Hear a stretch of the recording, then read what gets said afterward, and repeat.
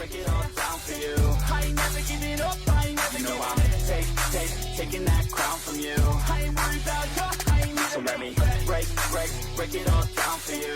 I ain't never giving up, I ain't never giving up. I'm taking that crown from you. I ain't worried about you, I ain't never make. Hello and welcome to this week's edition of Opinions of the Uninformed podcast. This week we will be covering the horrible term that is toxicity within all forms of media. Now, I don't know if you're a gamer, if you're into social media, or if you're into one of those things. At some point, you may have run into toxicity. So, before we get on to the subject, I should probably introduce everyone. I am Jay, Firefly0. You can find me on Twitch and all that other jazz. I'm, of course, joined by my usual co-hosts. Well, of course, we've got Rich over here, live convoy. Howdy, howdy. And we've got TJ over there. How you doing, TJ? Evening. Good, thank you. Good. Right, so how's your week's been, boys? We'll probably cover up how everyone's been getting on. I'll just cover my story quickly before I throw it out to you lot. I've had a pretty good bank holiday. I didn't do loads, if I'm honest. Me and TJ did Cabin in the Woods. Do go and check that out, like and subscribe and all that jazz. Great film. It is. Sorry, great. I missed that one. Yeah. I'll be honest, not to blow mine and TJ's own horn, we were terrible, but we had a good time. So No change there, man. No change there. On brand. Yeah, so obviously we mocked the young. We were trying to work out, Rich. I don't know if you know any more about this, being that you're Marvel background, but obviously Thor himself is in that film. Now he doesn't look Thor-esque, we were saying, but those Thor, films. It's his brother. No, it is. His brother. No, it's Oh, Chris. him. It's Chris, yeah. Chris Hemsworth. Yeah. And what did we work out? So they were both. Thor came out at the same time. Well, on IMDb, in the order that they come, it was they both out in 2011, but Thor came before Cabin in the Woods. But I would have said that he looks like he was. You know, he doesn't look like he's had the Marvel super serum. Yeah. So I was questioning whether or not, like, because there's all post-production, there's like release dates and stuff, isn't there? Because, you know, companies fight over who can get their film released when and whatnot and everything else. And I have heard in the past that movie companies pay off other movie companies to hold back a film so they can get their film out first. So it was just whether or not like, because he didn't look super Thor. Yeah, no. I think despite that, I think his sections would probably have been filmed first. Because there's no way, like, once he's locked in the Marvel contract, he's just stayed hench, hasn't he? Well, he actually done in a 2-year period quite a few films, didn't we? We went through. There was like there was like 5 films in a 2-year span, which included like Thor 2, the first Avengers movie, Cabin in the Woods, and something else. So I'd presume they'd done Red Dawn. Yeah, I'd presume they'd have done his stuff, because then there's like his stuff you get out of the way quite quickly as well, don't you? And then there's also the alternative narrative, and there's a lot of post-production needed doing in that film. So yeah, it probably wouldn't have surprised me while that film was in post he started training for Thor. I mean, he basically had the opening scene. He's a bit of a drunk arsehole. It was little like couple of minute scenes, wasn't it? As it flitted until his Evel Knievel moment. That splats like a fucking jokes. Brown bread. Yeah. How he falls connected to it the entire time. Just always. Yeah. It's like remember them guys with the rubber, like the sticky hands and the sticky legs. You stick on the window, but yeah. That's how he fell to his death. It was hilarious. Yeah. And you get moaned at by your parents because you've left these greasy stain marks on your wall where you've tried to do it on the wall. And it's like, what is this shit left on the wall? Yeah. It's when it's got like when it's falling on the carpet and suddenly like the furry. It's furry. Like, man, it's ruined. Anyway, I divulged a little bit. So, guys, how was your bank holiday weekend? I'll talk to Rich first. Go, Rich. Yeah, I've been first full week in my new job. I was telling the guys I feel like having shit. Like adjusting to nights, it kind of feels like my body's a little jet lagged. But it's been a good week. Got a lot achieved. Feel like I've got buy-in from the team. And out of work, I've just been bombarded by the relentless amount of new anime that started on the spring season. There's so many good shows across so many different genres. So we'll talk about that next time we do a podcast. Yeah. Obviously, Rich always covers in Waifu is Rich watching on the Ad Geek Show podcast what anime he's covering. So he looks like he's gonna have a big section, which means I can have a load of time off and I'll choose one game and I'll talk about one game. Yeah. This is that'll why be I'm drinking good. also lots of coffee, because like my body clock is still all over the place. So Yeah, like you said, man, you probably feel jet lagged. So, Tej, you've got children. You must have had a whole different sort of well, children. You know, there's you and your child. Well, yeah. And your wife has to look after my both. child leading the child. My wife has children. Yeah, your wife has children. Poor proper queen. Yes, it was a good, good weekend. It started obviously Friday. Proper Queen actually joined me on stream. I saw. I couldn't join for that stream. Yeah, she was playing on the TV behind. She was playing. We were playing DBD. She was playing on the PS5, and I was obviously on the PC, and I had like 2 streams going, 2 cameras going, and everything. Nice. So which she thoroughly enjoyed. I think. I'm sure. But it was her suggestion. I mean, it's the second time she's done it now. But yeah, other than that, it was just a nice chilled Easter weekend spent with family and friends. I did go and see Mario on Sunday. I've seen Mario. I've seen Mario, and okay. So first, I will. My daughter loved it, but my daughter's 10, so take that with a huge pinch of salt.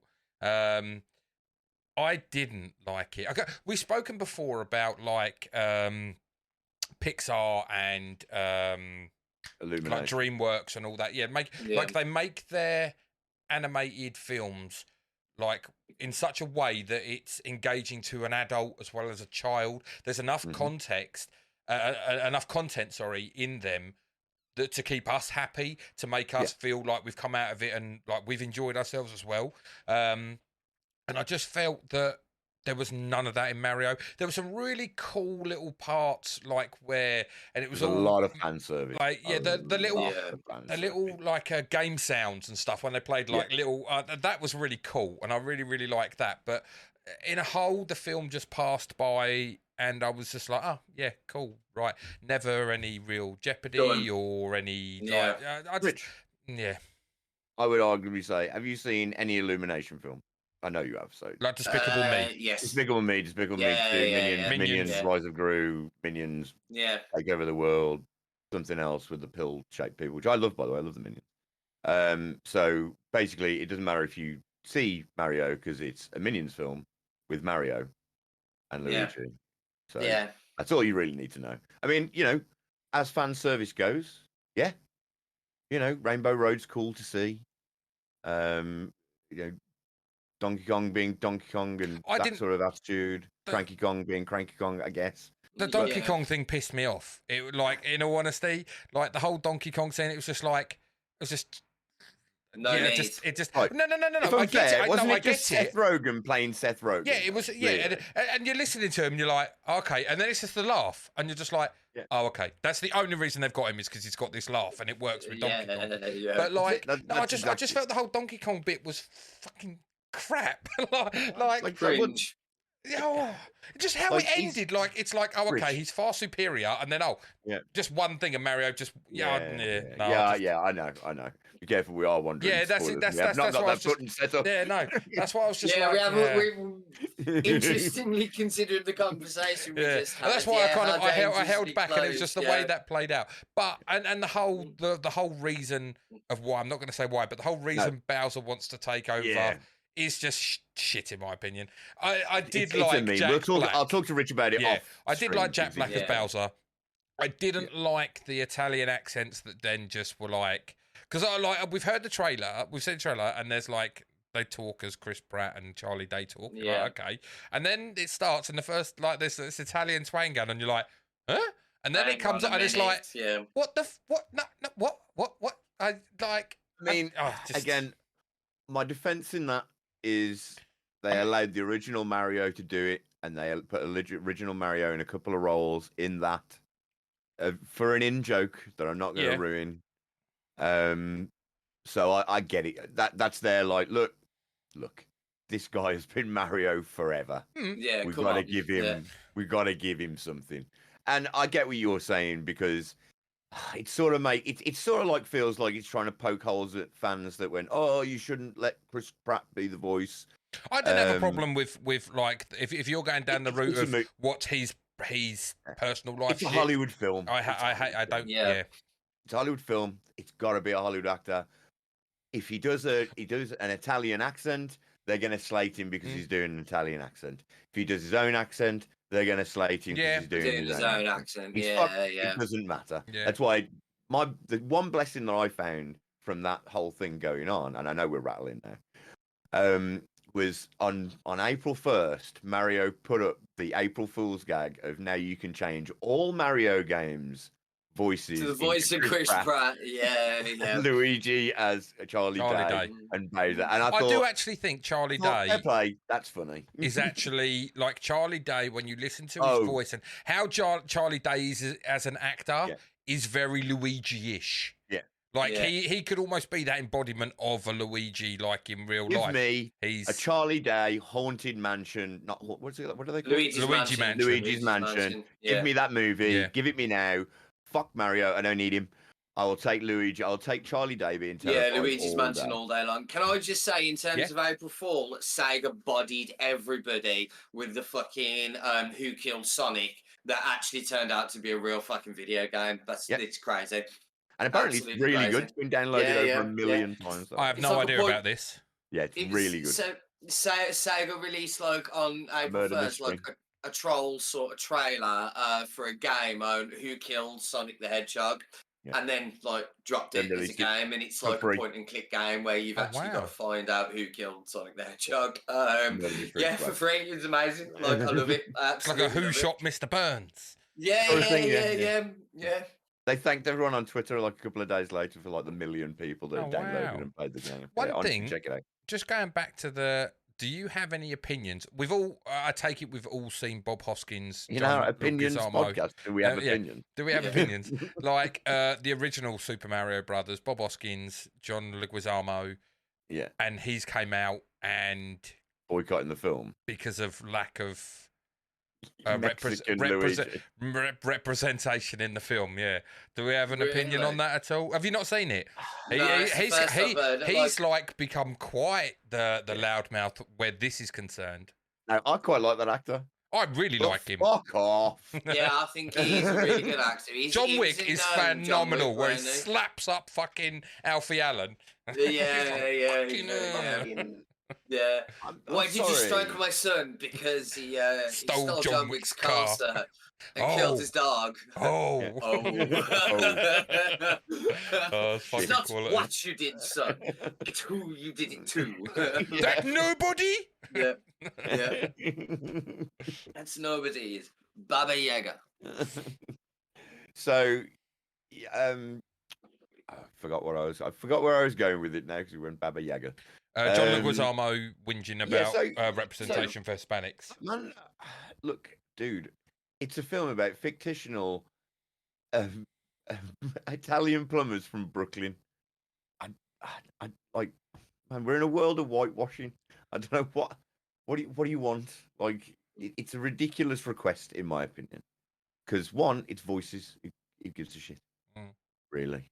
Like, and what did he want? Charlie Day to be replaced. What? In fact, I'm just going to do this quick rant now. Yeah, no, go for it. Quickly do it. Right. It should be the best actor that gets the job. I do not give a fuck about race, color, creed, accent, or anything. The best actor for the role should get the job. However, I caveat that with, if it's meant to be a black character and the character is asking for a black character, then it should be the best black actor that gets the role. And same across the board. Like, if the character is specifically a race and that is what you're trying to portray in your story, like, for instance, I heard a story once about they tried to get Julia Roberts to play, what was the name of the lady that was the head of the Underground Railroad in America? I can't remember. I know who you mean. I can't think of the name. Anyway, they wanted Julia Roberts to play that character. And when the person who wrote the story said, well, you can't do that. It's about black oppression. Yeah. Like, and they're going, yeah, but like, she's a bigger draw, and it's just ridiculous. That's ridiculous, though. Like, that's the world gone mad. Like, I don't mind if there's a black Superman. It's an alien. I don't care. right? I don't care if it's a black Batman, as long as it fits the parenthesis of being Bruce Wayne, and you can get that story across. You know, if you're going to set it in the future, because under certain circumstances, when Batman's originally stated, I don't know whether you could say that there would be that level of rich black man. I mean, you could do, but if it's in the 1950s, it's unlikely if you're going to argue that point. But Batman's an interesting one because I have zero issue with the idea of a black Batman. In fact, I'm actually quite supportive of it because I quite like the idea of someone that grew up in a different set of circumstances taking over the role. I would have an issue with a black Bruce Wayne because the character's not. Yeah, You know what I mean? Black that's my Batman point. isn't an issue. It's a mantle. Yeah, just to quickly touch on. Sorry, just one thing for just housekeeping. It's Harriet Tubman. Harriet Tubman. That's the sorry. woman Carry I was on, trying Rich. to- Yeah, thank you. yeah. Just to touch on Jay's point, yeah, I'm entirely with you. I have no issues with the right actor or actress for the right role. So, for instance, death in Neil Gaiman's Netflix Sandman adaptation. Traditionally, she in the comic book series, she was a spunky white goth chick, with like almost Egyptian style makeup and things like that. Whereas she was a black lady in the Netflix adaptation, and the woman that played her in Netflix did possibly the best job of anybody I could ever imagine doing it. Because that wasn't important. I had no issues whatsoever. I did have an issue where they turned Roland from the Dark Tower, though, into Idris Elba and made him into a black character.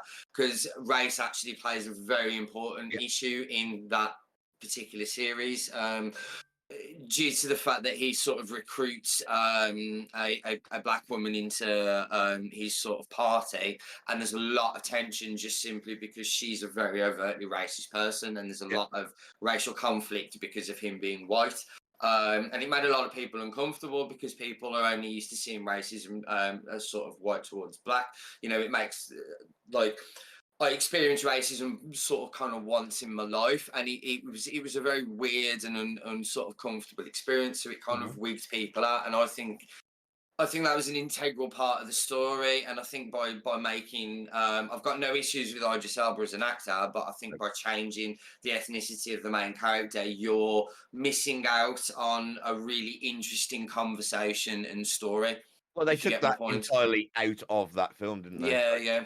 So, I see how it works within the context of the film, the story film that you're trying to tell.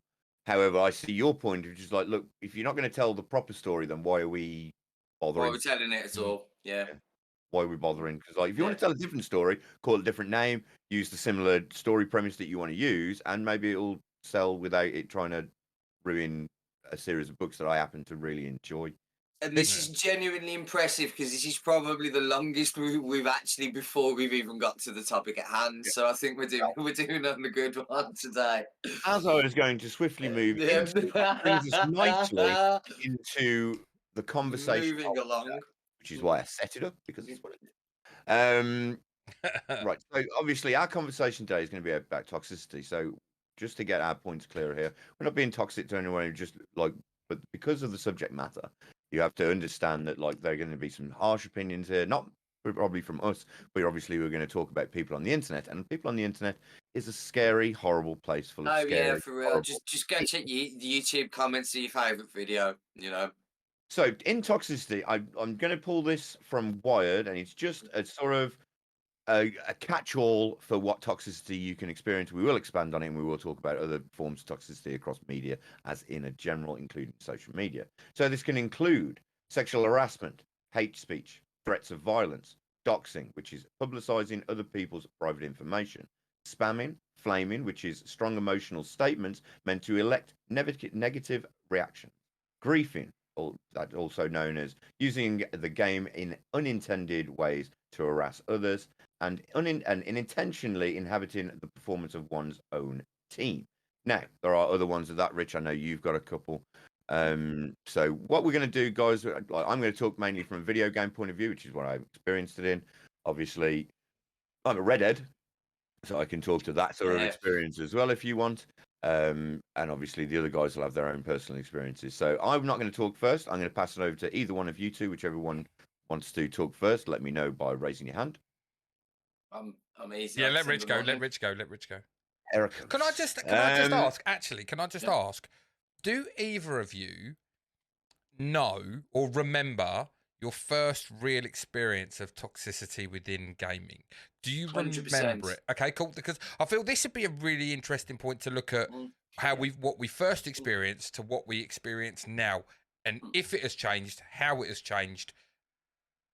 Just as a quick thing, like before we go on the whole topic as a whole, just one little thing of our own, like from where our understanding originates from of this, for ourselves personally. Just to answer your question quickly, mine was probably when sitting down playing GoldenEye on an N64 was probably my first real experience of not online toxicity. I was going to say, well, in the room toxicity. Wow. Toxicity. Okay, cool. When someone picked Odd Job, the amount of abuse that came out of a 11 to 12-year-old's mouth was quite horrific. Odd Job is a legitimate player. I don't care that he's small. You weasel. We're talking about like hacks and stuff in the game. He's like getting the legit hack, and he's like, if I get the midget, like they can't shoot me. Well, yeah, careful with that word. Yeah, all right, fair enough. I do apologise. I apologise. Yeah, like in terms of probably my first experience was probably, I don't know if you call it toxicity, because my group of friends, we are like a lot of shit talkers, man. So there is, there's always been that when we're playing games, like, in a room together, even board games and stuff. But in terms of online games, yeah, definitely it was Call of Duty. It was because there was a bit of it in the first Modern Warfare, but I distinctly remember it in Modern Warfare 2 because obviously the whole sort of voice chat thing had become fairly new, become quite common and stuff. That was also a game I had on both the PlayStation and the Xbox, and it was far more prevalent than the Xbox. And it was honestly shocking the level of shit that came out of people's mouth, to the point where like people talk about toxicity and sort of like gaming and stuff these days. You drop them in a Modern Warfare 2 lobby and they wouldn't survive because it was the level of stuff you'd hear off people. But conversely, on the flip side, I kind of into it a little bit, you know what I mean? I do enjoy like a bit of... So the best time I've had on a Call of Duty in the last decade was a random night that I was playing Infected on, the new Modern Warfare, the first one. I was playing the Infected game mode of that, and some geezer, super toxic, had fucking hacked. He was the last survivor, and he'd hacked his way out the map so nobody could get him. And like these two geezers from one was from Liverpool and one from Manchester had their mics on, and they were just laying into this geezer over the headset, and I was howling about it. So I put my mic on and I joined in, and we had a laugh. And then they invited me to a party, and we ended up picking up a geezer from Scotland and a geezer from Wales along the way. And like, because you can talk across, like, like in the lobbies, you can talk like against your opponents, can't you? And it was just like we ended up in a group. So all these English people in a group full of American people. And then we were in a group for like Eastern European, like Russian, before obviously all the nonsense happened and stuff like that. And like the shit talking going backwards and forwards was honestly horrendous. But it made my night. I had just such a good fucking time with it, I think there's like... there's a line, isn't there? Because like conversely, I've also seen firsthand the level of stuff my sister experiences when she plays things like Overwatch, and it's upsetting. Like second, so she point blank refuses to use headsets in like team communication games. That's a shame. That's a shame that no one can. I mean, this comes back to our point, obviously, but we're going to let TJ tell what his first experience with toxicity in a second. Obviously, that comes back to the point of, how people experience it. We will touch on, like, how females get treated probably a little bit worse than men. Anyway, TJ, what was your first experience?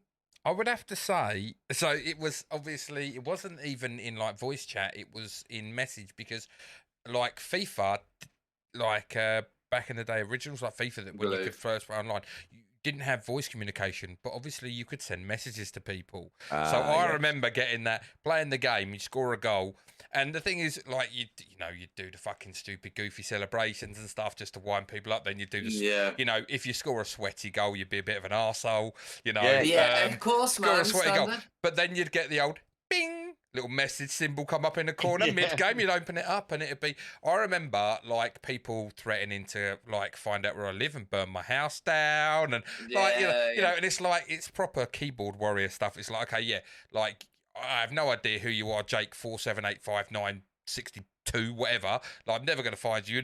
You're never going to find me. But from the safety of your own sofa, like another probably 14-year-old or whatever is able to write messages that they're going to like try and kill my whole family.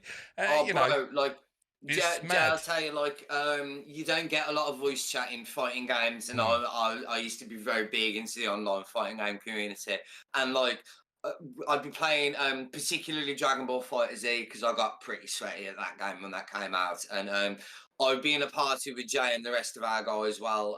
That I think they were playing possibly Anthem at the time.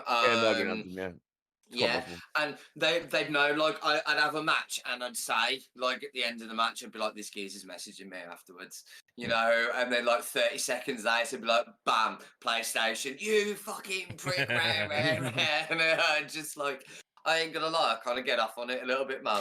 I had a thing that me and Jay spoke about just before you jumped in the call, Rich, about like in certain aspects, like how much of it is as well, because we're both very much we like the UFC, we like fighting and stuff, and like psychological warfare is like a big part in that, getting in someone's head, getting in them, like and throwing them off their game. And I also wondered, with a little bit of like the voice chat and everything, it's some people proximity chat more. So this was it in the proximity chat, because you can hear them from a distance, and like you can ramp it up, and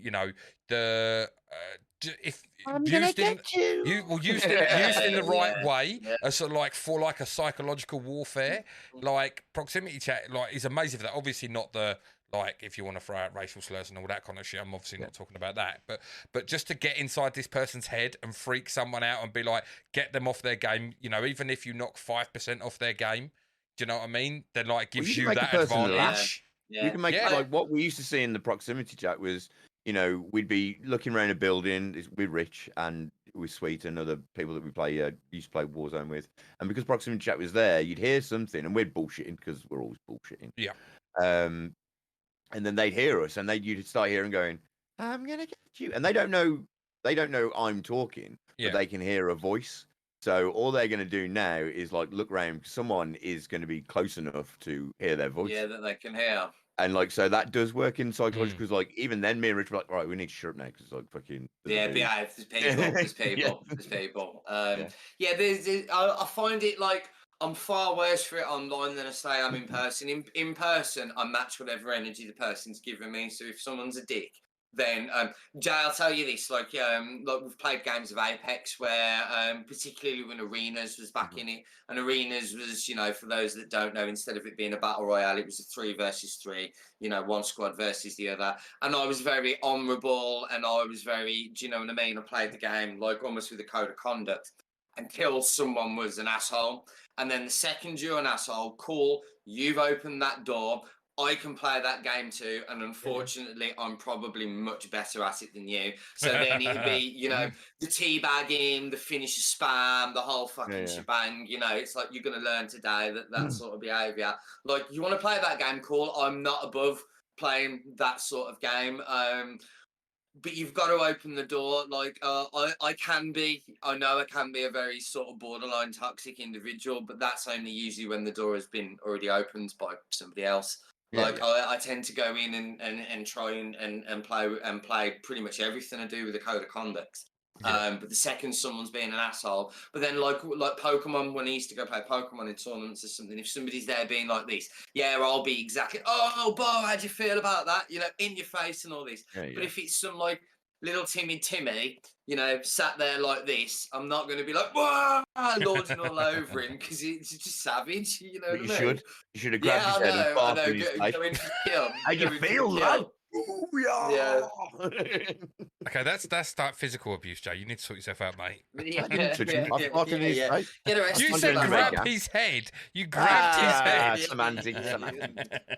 They can't prove it. They can't Yeah. prove it. It's on camera. How come Yeah. that hand? Yeah. Edit that out.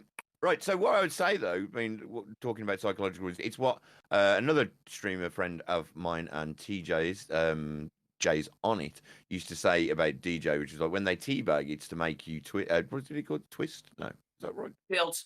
Tilt. Yeah. Yeah. Tilt. Tilt, Yeah. yeah. So Mate, mad. that is like more psychological. It's like to make you angry, to make you mess up more. You know, swipe more DBD conversation. This being Yeah. of like, you know, make an early swipe out of anger and the want to absolutely get that guy down because he keeps teabagging me or flashlighting me or whatever. All played Call of Duty. We've all played it 100%. And Call of Duty is always the most annoying for this because of the kill cam. You can always see exactly who killed you and where they fucking are. How many times have you blindly rushed to your death because some pricks fucking camped in a corner and killed you, and you've gone running in straight through the same door, bam, he's killed you again, and then you're madder. So what do you do? You go running straight in the same fucking door again, bam, you're done. I'm gonna kill him. Yeah, exactly. Nah, fuck you. You know, and then you do, but you do eventually kill him. So he's got a 9-kill streak, killing your sorry fucking triggered ass. Isn't that the definition of insanity? Doing the same thing over and over again, expecting a different outcome. Yeah, well, we've all done it. We've all sense from gamers. Not exactly. Like, 100% I've done it. Yeah, can look at me and say you haven't done that. I heard you the other night going, "Who's that one who keeps flashlighting me? I want to go and get him." Anyway, we should probably point back around to Toxicity. Obviously, we're talking about our experiences with Toxicity. I mean, look, I'm not going to sit here and say I'm the most innocent person in the world, and I've never been toxic. I've never been raped. Levels. I've never been. Yeah. I've never sexually harassed anyone. I'm not interested in that side of it. I am going to call you shit if you shit. Unfortunately, yeah, I'm gonna. Right, you got shit on kids. To a point, I like what Rich was saying about you match their energy to a certain. Like, there's always that line that I won't cross. If they're going to come in, if they want to come in with the old GG Easies or your shit or whatever, or I'm cool. I'll match that energy. They go across that line, and I'm just like, I'm just walking away because I can't. I can't be asked to deal with this. And B, I'm dealing with a fucking toddler. And the way I look at it, who hurt you, dude? Like, go and see someone seriously. I'm just gonna go and move on. The way I always say to someone, look, don't argue with stupid on the internet. Arguing with stupid on the internet is the equivalent of playing chess with a pigeon. Like, you may think it's going all well and good. I'd love to play chess with a pigeon. Yeah, no, but honestly, you may think it's all well and good, you're having a good game, and then at some point, the pigeon is going to shit on the board, kick all the pieces over, and fly off thinking it's won. You know what I mean? That's exactly what arguing on the internet is. Now, what'll happen is the pigeon would win, then do all that as the mocking. Yeah, just I just fucked you up. Fucking flap off. How did he get my king? Yeah, no, I do agree. Like, I think there's a very distinct difference between shit talk and toxicity. To some people, there might be some people who are very sort of like one of my friends, Matt, is one of the sickest artists you've ever met. Bless him. Like, if he heard someone like me on proximity chat with the level of shit I talk, he'd genuinely be terrified in real life, and that isn't sort of my intention. I don't try and go sort of too far, but I do it's a competitive game. Yeah. I feel that anything that there is a competitive game, there should be a sort of level of healthy sort of banter and bullshit, because at the end of the day, it is only a fucking game. But then there's also a line that shouldn't be crossed. So, if I'm sat there playing a fighting game with someone, I might be like, you're shit. I wouldn't be like, you're shit because you're a girl. That's a different level. That's that's personal. And it's not true. So it just reminded me of a story when you said personal. I was playing a game of Tekken 3, or possibly Tekken Tag. So that's how long ago it was, kids. And I was playing with a guy that me and Rich know called Decker. Now, Decker is unequivocally one of the best Tekken players for his time during his time in the world. Now, Decker's great laugh. But I remember playing against him, and I can't beat him. When he says, I'm not going to beat him. when he says like one of the best Tekken players in the world, not bullshit. No, like, that's not me. Genuine, Like going, official oh, he's that good. rankings. I'm saying like he's official rankings. Yeah, one like of the was top one of the players best. of Yeah, Tekken. had an arcade cabinet in his front room. Yeah, like and given by the company that makes the game, sort of thing. You know what I mean? So, when you were bored, you'd go around to X, and Tech would give you a couple of games and a couple of lessons. I mean, basically, it was a bit of slapping. Yeah, it was. Yeah, back one, And two, there's a couple of times, like, I don't know if you've ever played Tekken, TJ. Yeah, I have. Played Years Tekken? ago. There's a term that Deckard coined, and I always remember it now. And he beat me just 3 times on the trot, a couple of P's, and he went, "It's become personal, ain't mush." You know? It fucking has become personal. It feels like it's an insult at me now. I once beat him like 3 rounds, all perfect, and then he beat me something like the next 42 games in a row. Yeah. And he's like, "Your P don't look that impressive anymore, does it, kid?" It's just like, you're right. Exactly. Yeah. Like say, the last 10 games, who you want me to beat you in, Mush? What do you mean? I'll just pick the random kid. Oh, look, I'm Roger. The back 1-2 kid, you in the air. How you feeling? Oh, no. While standing 3. It's all over. What I mean by beat you is like, I don't know if you know what launching is, but it's when he gets you in the air, and he would just keep you there or on the ground for the entire game, and to the point where you just feel like going, "I'm just going to put the fucking pad down." That was the most borderline toxic thing in our gaming circle anyone has ever done. He'd have a bell that if he ever beat you with a perfect, he'd ring the bell. Ding, ding. Like, honest to goodness, man, it was like, in terms of, and you had to pass the pad. The shit thing was, after that, you had to pass the pad. Yeah, like in closest to sort of like real life gaming circles, with my friends. Yeah. Like, I've seen like genuine toxicity and bullshit at gaming events and stuff like that. But in terms of like our friendship group, that was the closest thing to ever being a bit too far. Man, it's like, you've just whomped me and now you're ringing a bell in my face. What, you want me to crawl under the table while I'm at it? I mean, nothing will ever make you as angry as losing the title of Master in Chief of the whole universe to something ridiculous like someone playing Ling and then backslapping you into a corner the entire game. Yeah. And anyway, it goes away. But it was Tekken back in the day. Yeah, it was a lot of Tekken. There's a lot of toxicity Tekken back in the day. Yeah. No, being on we're talking about toxicity. Being that everyone knows that I'm always trying to preach on about me trying to be a video game voice actor. There was some toxicity recently on Twitter, being that we're going to talk about social media as well, and it ties in with video games. There's always toxicity on Twitter. The really fucking hell. One of the video game actress, can't remember her name, who did Ada Wong's voice in the most recent Resident Evil remake.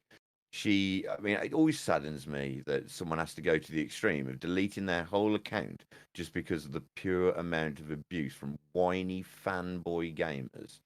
And it's always either people of our age who've played the original and then somehow think that they've got the right to choose in a product that they didn't make. They had no input on other than purchasing for £45. That's the thing, though.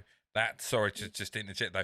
That's what makes them think they've got a right, because their argument is, I have paid the money for this, so that gives me a say. Yes, and you can also whether that be. I'm not agreeing with that. Sorry, just to say, I'm not agreeing with that. By the way, you can give that game back and go, no, I'm such a fucking fuckwit. I'm not going to enjoy an experience because, unfortunately, they didn't pick the voice actress that I wanted. Exactly that. Like it being dissatisfied with the product is one thing. That poor woman went into a studio, did her job. What she was asked to do. Yeah, what she was asked to do. It was a great job, by the way. And to the point where, like, it's in the fucking game. So it's not like she did this awful fucking job. They were happy enough that they put it in the fucking game. You might not have personally liked that. Okay, cool, that's fine. Your issue is with the product. Yeah, your issue is with the product. It's not with the person. There's no need to be fucking taking out on that your issue, you cunt. Like I say, you.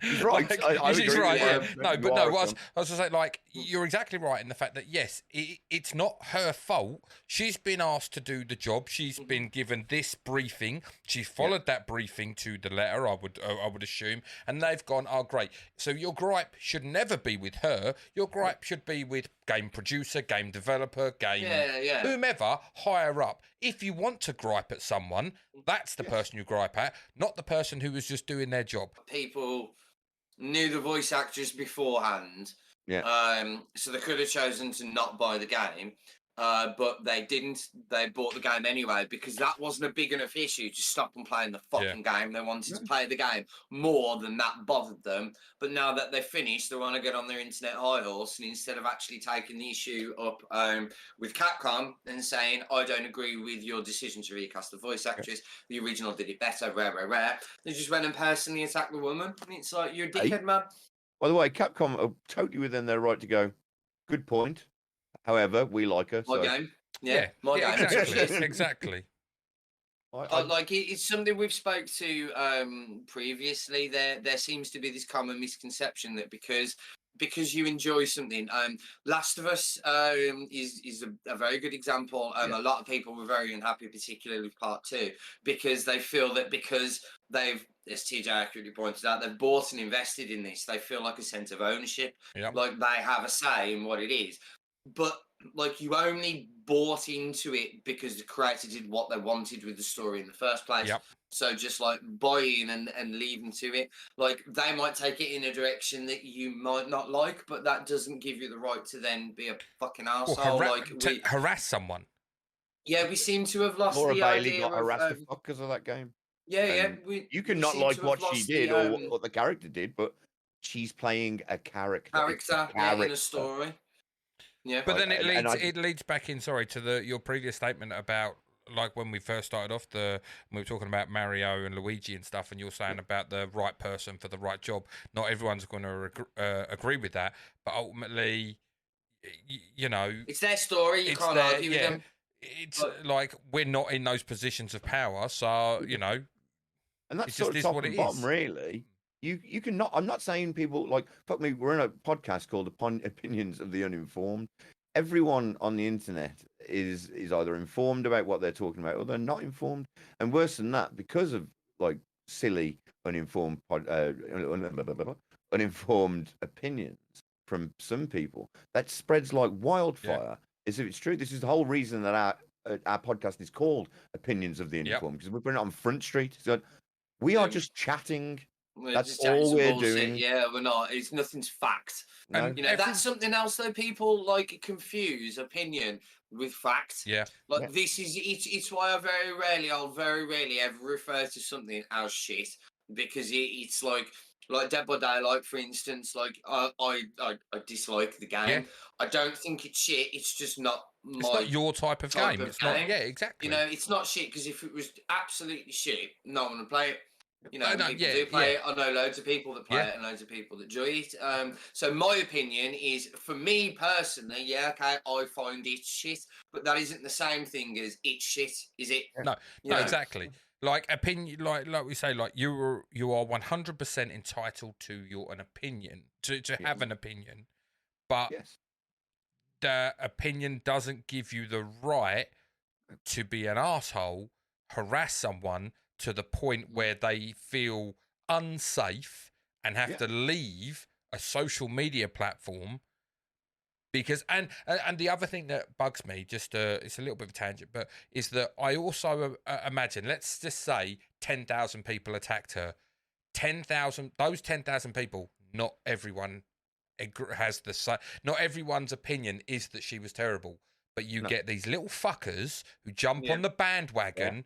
And just want to be like, I'm gonna like, let me see. I want to throw some stones at this person as well, just for the sake of it. Trolling, and it's like the anonymity of the internet, isn't it? Like people, there's being the little egg. And people are obviously, people will say the vilest shit online to people, and then they'll hide behind that freedom of speech.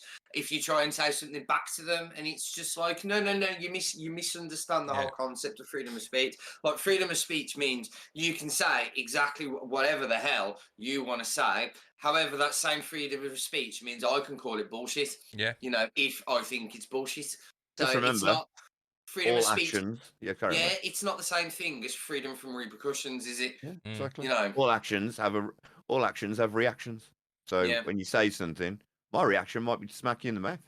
Just know that might be my reaction. Yeah. So Yeah, Be you know, mindful. that's See, not Jay me just wants to taking- assault people again.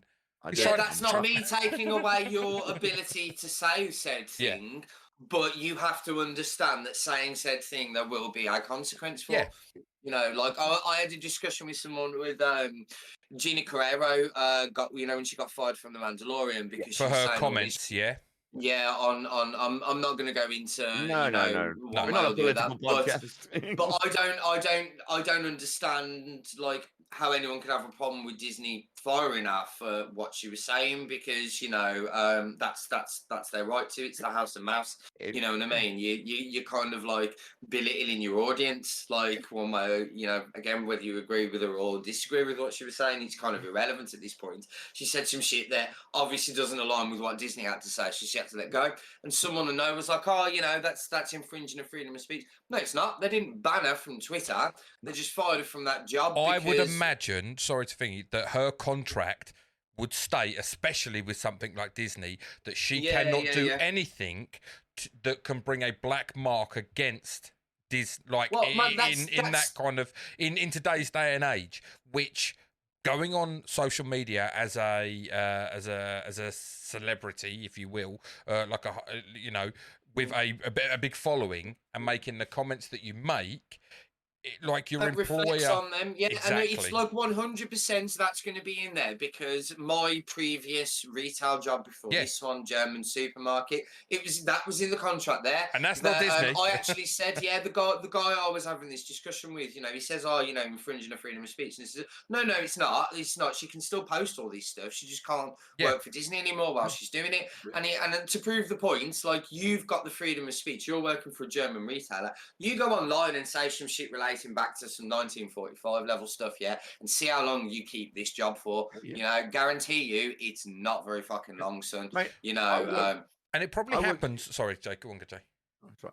I worked in a shop, and on the back of one of the toilet doors, it said, with a picture of a mobile phone, to be careful what you're saying on social media, because if you put the company in a bad light, it will come with a disciplinary. Right, just you know that fucking someone has posted something while they've gone for a poo while working for that company, and a higher up has seen it, and that's why that has gone round, and it's on the back of every toilet door. Because when you're pissed off at work and you go to the toilet, you want to vent, and that's when you're going to vent. That's why I never have any of my social media. It never says where I work, because like I don't want any shit coming back to me. And if I've ever had a crap day at work, I just post something like, work was a bit crap today, so there's nothing that ties me to any specific organization. So like I can't be sort of done for it. Shit has consequences, unfortunately. Especially like how many companies nowadays actually, like, I would imagine when you go in and you fill out an application form, you have to like agree to let them vet you essentially via your social media and stuff. We've all seen the adverts, haven't we? That's where people people say, prevalent I remember there was a classic old advert where it was just these people and they're sitting there going like, Davey 457. It was like, like massive cock 123, and it was like, what the fuck is this advert? And it's like, it's my email, and it was like, your email name says a lot about you and whether a company might hire you. And if you're like massive schlong 579. So we're looking for like this higher up position at this really prestigious firm. Don't think we're going to be hiring Mr. Massive Schlong, are we? Yeah, 100%, mum. So if I want to reach you to get this job, I just email anal fury at Hotmail. But that's I do feel like I think toxicity in general has always sort of existed because humans are genuine arseholes. But I think in terms of exposure to it, the internet was the biggest sort of contributing factor, because everyone's got access to various social media sites. Everyone's got platforms where their voices can be heard. Everyone's got, how many people have consoles with headsets under them where they can just say whatever the fuck to some next stranger that's only in the game for 5 minutes, and then never to be heard from again. It's almost like consequenceless fucking bullshit, isn't it? Well, for a large part, a little bit. It brings me to another point of toxicity that happened for a hot minute over in America, more so than anywhere else that I heard of anyway, was, of course, swatting. Yeah, that's wild. Oh, that's just come back up as being because I know a couple of high profile prevalent people who have been swatted recently, like 3 or 4 times, and to the point where I can't remember who the person was, but they've said that it's to the point now where they actually, you know, they've been called to her house so many times that it's now just you know, they know the address, they've got to go. But it's literally, it's no more like kick the door down, fucking, you know, armed guards running in. Knock on the door. It's knock on the door. Yeah, we've got another one, you know.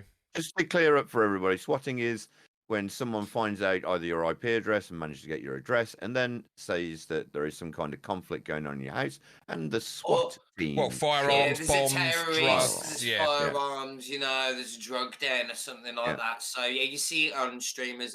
Imperial Hal, like the most decorated Apex Legend player like that has ever existed. You see it's happened to him quite a few times. You know, we'll be there. Like the last time it happened, he was so casual about it. Like his door fucking thunders, and he just takes his headphones off, and he's like, "Yeah, sir, I'm coming to the door." You know, and they just stand there, your hands up, and completely compliant. Absolutely wild, man. The fact that it's happened to them that much, that they're just like, it's almost instinct on the process to follow. It's insane. Like, what's wrong with people? You know.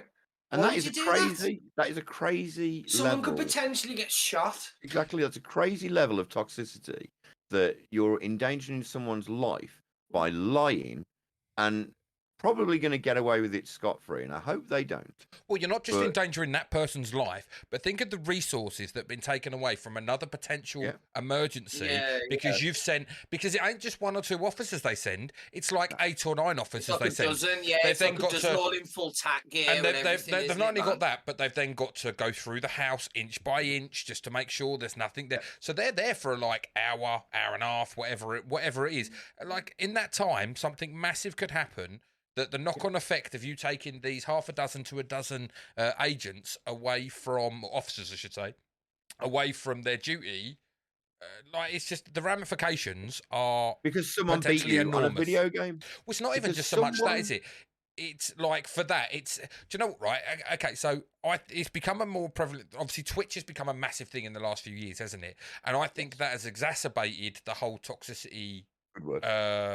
Like it's not an argument you could say, because you now, like, it's become a point of like a reactionary thing, trying to get a reaction out of the streamer. We've all had it, like, well, me and Jay, sorry, we're streamers. We, you know, something will happen. A pretty good reaction out of Rich every now and then. Yeah, no, but obviously, right, well, he's not on Twitch, is he? But like, so someone will come into your chat and start hurling abuse. Well, you have me. Yeah, they'll like hurl abuse at you because they want to get a reaction out of you. They want you to lose your temper while you're live in front of your however many, you know, 5 people, 100 people, 1,000 people. Watch me in 5 games of Apex, guys. You want to see me lose my temper? Yeah. 5 and games of Apex. It's just their sole goal is their sole goal is to get a reaction. Because if they get the reaction they want, they've won. The same as the swatting thing. If they get the streamer off of his stream, they've won. Like, and it's like it's such sad. And I just feel that for as great as streaming like it is just like I say, it's exacerbated the whole toxicity merry-go-round. Well, the problem is, dude, is with anonymity now, they can do it, laugh, tell the mates they did it, have a good chuckle, rewatch the VOD, enjoy it over and over again, knowing that nothing's going to happen to me. Nothing. Well, they get banned. Okay, you run your IP for a VPN, and then you just fucking start up a new account. Yeah, simple as, isn't it? You know what I mean, that's it's almost the problem with the internet. Yeah. Because I can make a fucking 1,000 email addresses. Yeah. I could show up as 1,000 people in some stream, completely mob you with one message that I've macroed to be 1,000 times through all these accounts. If I want to, if I could, well, not if I want to, because I can't. I don't have the ability. Kids, don't think I have. I don't. I haven't got the time, the energy, the resources, the means. More to the point, I can't be fucking. I was going to say, you haven't got the want to do it with my day. Exactly. However, if you ever see 1,000 people in my stream, I have worked it out. On it. Yeah, there'd be no chatter. Like, it's just 1,000 people. Yeah, Just so loads of the people go, wow, much great. yeah, a type of toxicity is sort of you do see it so much with gaming, but more so other mediums. I'm referring more towards things like comic books and stuff here. I was going to talk about gatekeeping, Yeah. which is something that's always really mystified me and makes me very angry because like Explain the people. gatekeeping for us, mate. Explain gatekeeping. Yeah, so gatekeeping will be like Marvel's a fantastic example because the prevalence of Marvel in current cinema has brought a lot of new people in. So there's a lot of new people that now know who Iron Man are, who Captain America are, and who all these other various heroes are. And people that were fans of Before. the medium before it became popular sometimes get very, very angry at this new influx of fans coming in, and they bemoan them. They call them not real fans. They do try and make them not welcome into the fandom. And I don't understand that because, like, for me, like, no one is born with an inherent. Because you've probably started to figure this out. You asked Jay, like, in terms of like comic books, particularly DC, I have a pretty encyclopedic knowledge. Like, I'm the guy all of my comic reader friends come to ask for stuff when they want to know something. And I don't want to be all like, "Wow, look at me," but that's kind of my role in the group, isn't it, Jay? A little bit. And it mystifies me because I didn't come out of the womb knowing that. I knew that because I got introduced at a very young age to the source material, and I've always been interested. That interest has never gone away, so I've always kept up to date with this and stuff like that. I didn't pop out of my mother going, well, in this specific issue of Batman in 1972. Don't believe in kids. Yeah, I probably did actually. I probably did. Did. So everyone has to be introduced to it like somehow. And the one example that always comes into my head is a wonderful comic book shop up in Birmingham called Comics and Nostalgia. And I know it very well as me, Jan. And I was in there once. It wasn't too long after Guardians of the Galaxy had come out, and it's no secret for the vast majority of its lifetime, the comic book industry has been populated by sort of nerdy white guys. And I'm in this comic book shop, and there's this, it's really quite cute actually, like short alternative-y, like redhead girl, and she's wandering around the aisles, and she goes up to this guy, and when I say like, you'll know exactly what he looks like and his general demeanor when I just say comic book fan. Yeah. You know exactly what I mean with the Simpsons big. Oh, that's what I was thinking. I was thinking the guy from Simpsons. Yeah. Sort of, like more so like with the big glasses and the little flicky head of his hair and stuff. And she came up and she was looking for comics for Rocket Raccoon. Because obviously she'd seen Guardians and she really liked the character.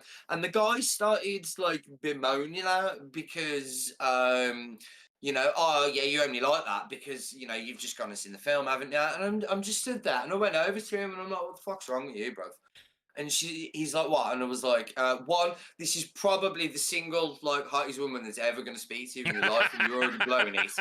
And two, like you had to get into it somehow, like nurture the enjoyment, like Rocket Raccoon, like Guardians of the Galaxy were a very obscure property. I'm a comic book nerd. I didn't know a great deal about most of the members of Guardians of the Galaxy. I knew a couple of them. I knew who Rocket Raccoon was. I didn't know anything about him. I knew who Groot was. I didn't know anything about him. I knew a fair bit of Star-Lord because I loved his costume. So like a lot of that was new to me. Like Drax's backstory and all this sort of stuff. I didn't know any of that, and I'm a huge sort of fan of the entire medium. It was an obscure comic series. Comic series. Exactly, and especially in the UK. I mean, fucking hell. Yeah, the point I always try and make to people is like, do you know who wins when more people get into that thing you love? Everybody. Yeah. That's who wins because you've got more people that you can share this passion with. Like, I got all the stuff I got bullied for when I was a kid is now super popular. Like video games. Believe it or not, I used to be bullied for liking video games because up until the PlayStation 1 came out, they were the realm of the nerds. Sat there playing my Atari ST and all this instead of going out and playing football. Like I was a loser, this, that, and the other. PlayStation comes out, now everyone's a gamer. Like I used to be bullied because I'd take comic books into my library at school. So for English lessons, we'd have to take books in and read. I'd always take like Batman or Superman books and stuff like that. Rah, look at him, comic book, he's a loser. Now they're the most popular medium in the world. Like, am I angry that the rest of the world has now finally caught up to my level of interest? No, I think it's the best fucking thing in the world, because I can go to my goddamn mother's house and have a conversation with my grown-ass mother about Deathstroke the Terminator. Now, 20 years ago, I never would have dreamed I would live in a universe where that could be possible. That's amazing, you know. So I don't understand. Sorry, go on. Finish. No, finish. I'm just going to say, I just don't understand why this level of hostility. Like, I can understand the sort of, you know, this was mine beforehand. I kind of get the ownership, but like on the flip side, it's like, surely you want more people to like it. That's the whole point. That's what I was going to ask. Sorry, I was just going to say, like, do you feel that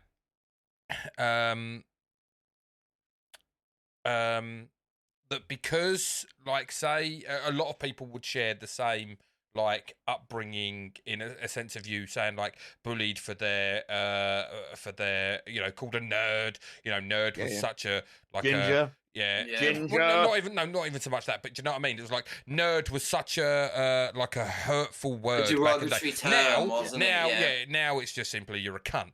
But like so nerd was that back in the day pretty much. Like, and it was a word used to demoralize, to demean people, like, and you have this group of people that have this love which you know was their thing, and that they were bullied by the jocks, whoever, the girls weren't interested. Oh, the fucking nerd, look at me, he's comic, but whatever.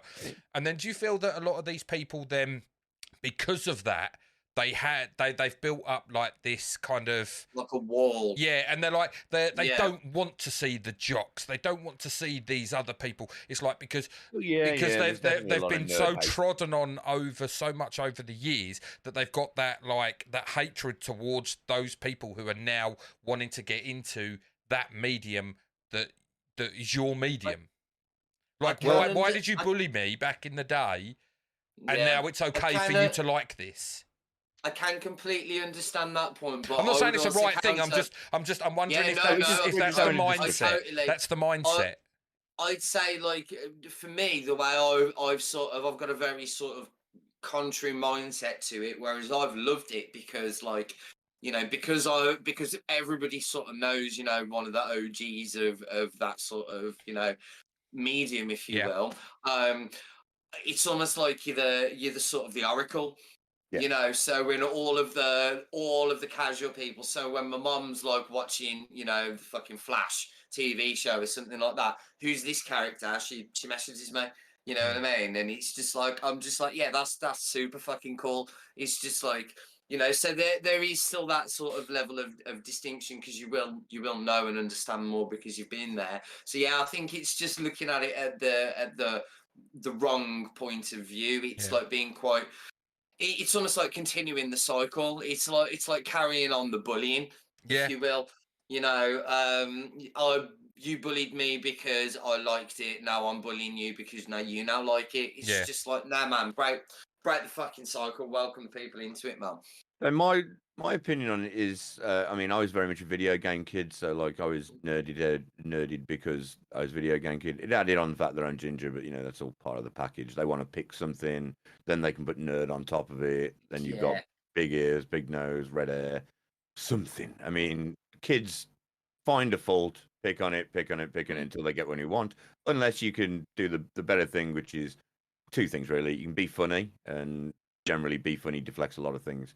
Or you can just ignore it to the point where they give up because they're not getting the reaction out of you, which is basically what any kind of toxicity or bullying is about. It's somebody going, I want a reaction from them because that reaction makes me feel good. And I feel like I can, you know, calm the nightmares in my own head by bullying someone else. If you want to go psychological, I guess. But my point would be being on video games is I'm not about gatekeeping at all. Like, because for me, when I was a kid and I was playing video games, all I wanted was to find someone else and go, have you played Final Fantasy VII? Like, did you get this emotion during this moment? One of the first things we bonded on. Yeah.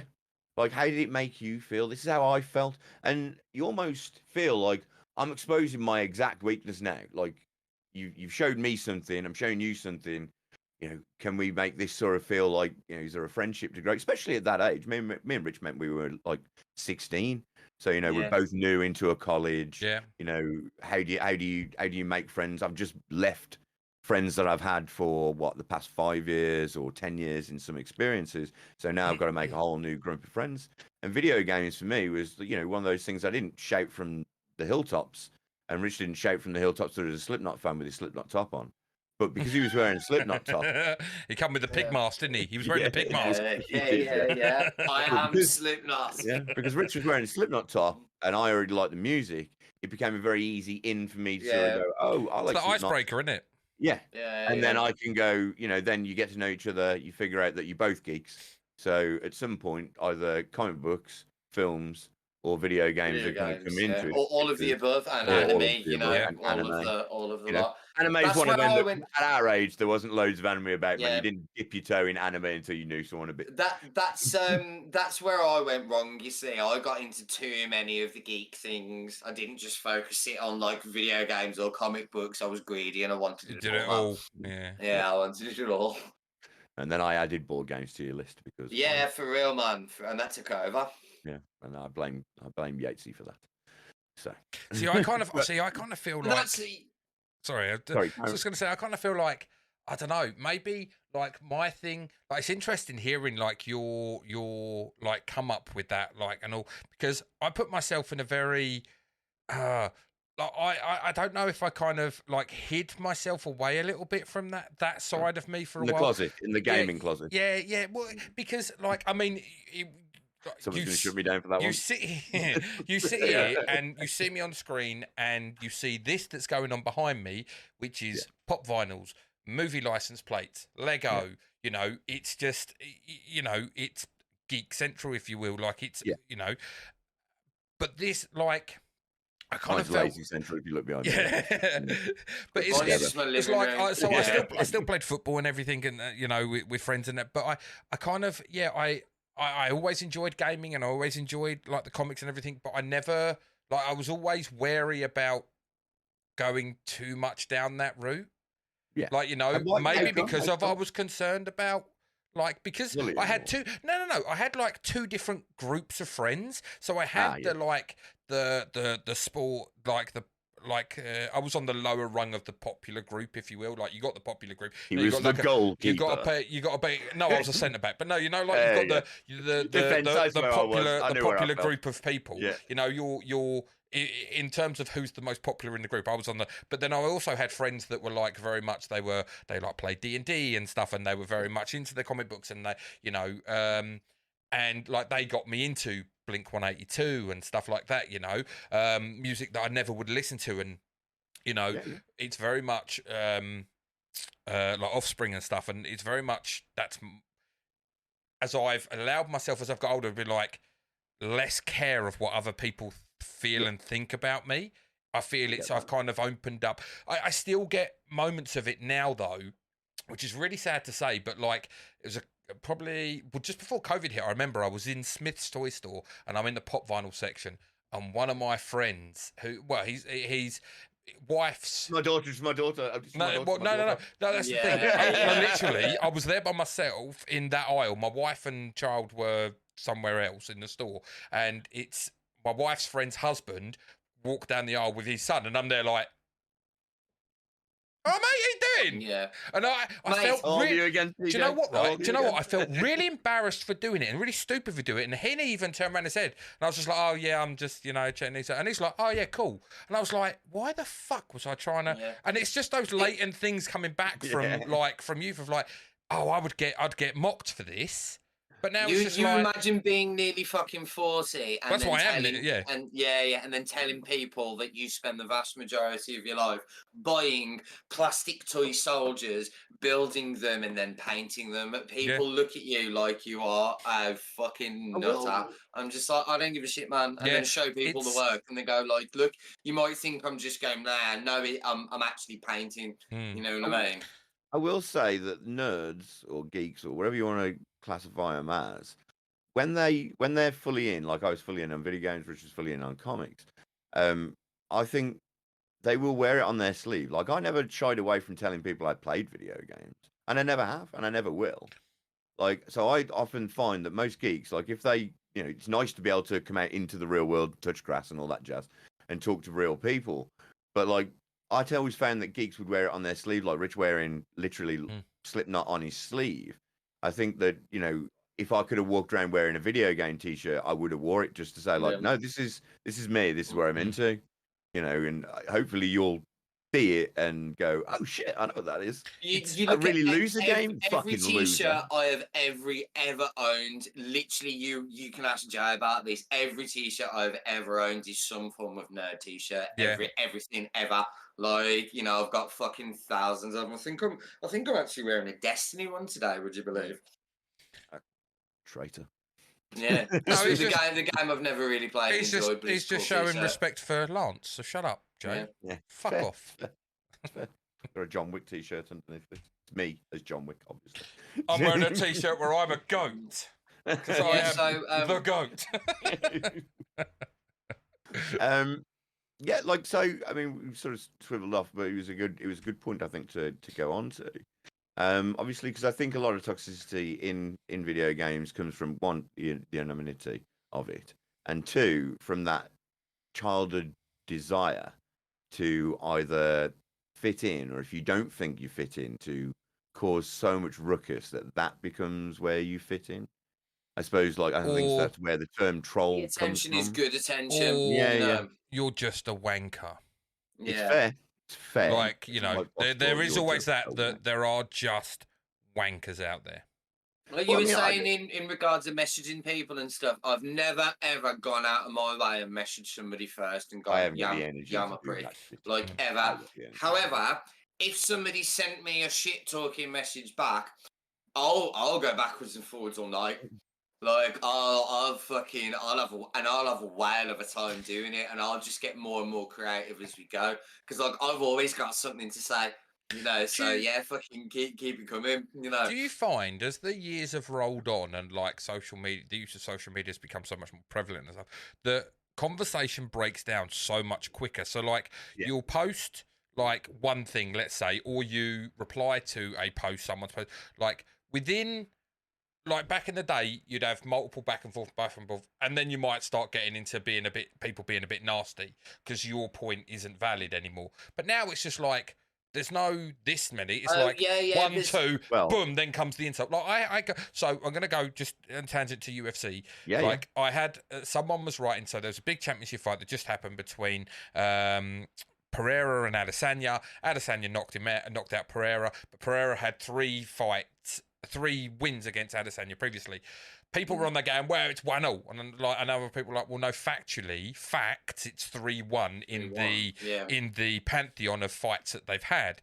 And then I got in, I literally turned and said, well, facts are facts. You can't, like, no matter what. People were saying that one of the fights, they got it wrong in the judging. It was like, that doesn't matter because official result is history books will show, when we're all dead and buried, the history books will show 3-1. Simple as that. And someone was like, literally, someone was like, God, you're slow. And I was like, straight away, straight in there, like, I'll get the insult first. And then that's the lead-in. I've got to insult first before I put my point across. There's no discussion now before it's now, no, I'm just going to insult you.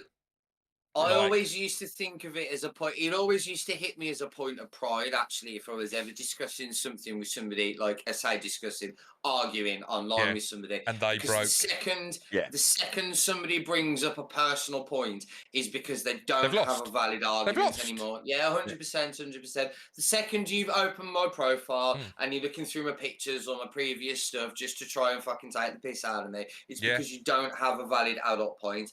And that was something I wanted to, I kind of wanted to try and touch on earlier, was that we kind of have lost the ability to have rational discussions with people with opposing points of view.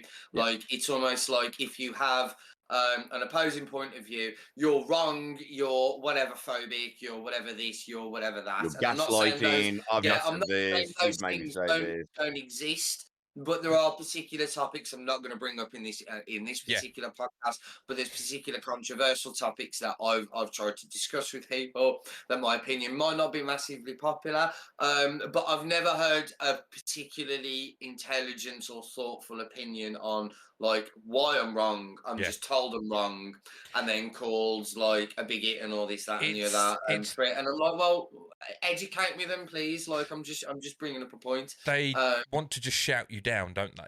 Yeah, like exactly. Your point isn't valid, and I'm going to shout you down until you're drowned out. Well, yeah, that's almost what it feels like sometimes. Yeah. Well, just to put a point on that, I think the other problem that happens with the toxicity that goes on within social media is that likes, dislikes, that little fucking symbol with a laugh face, whatever, suddenly gain some kind of currency weight. So that if my post gets more likes than your post, then my point is more valid because more people. Yours, your opinion was point. And just to point out, 200 people like a point validation. That's wrong, right? If you go out and you cheat on your boyfriend, girlfriend, whatever your significant other is, then go online and say, oh, it's because he, I don't know, didn't put the milk back in the fridge, or they didn't put the fucking milk back in the fridge, or whatever the fucking reason is. And then all your friends go, you go, girl, or you go, man. Not the guys do that, but right, and they all get on your back in. That doesn't make you right, you're a cheat.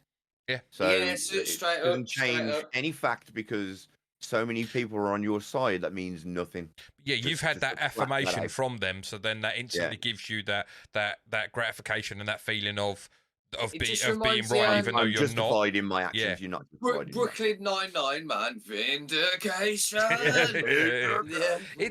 It's kind of interesting though. You go there as well, isn't there? Because you want to it's an interesting thing you bring up about like the likes and how likes define some people. Well, they're defining a lot of people in social media world. Well, it's what gets people products and product placements, and obviously how it's been noticed by so for instance YouTube. We're on YouTube, and back in the day YouTube dislike and subscribe, by the way. Sorry, just get that. That's cool. Like and subscribe. So like and dislike was they were both front and center on your videos, and everyone can see the likes and dislikes.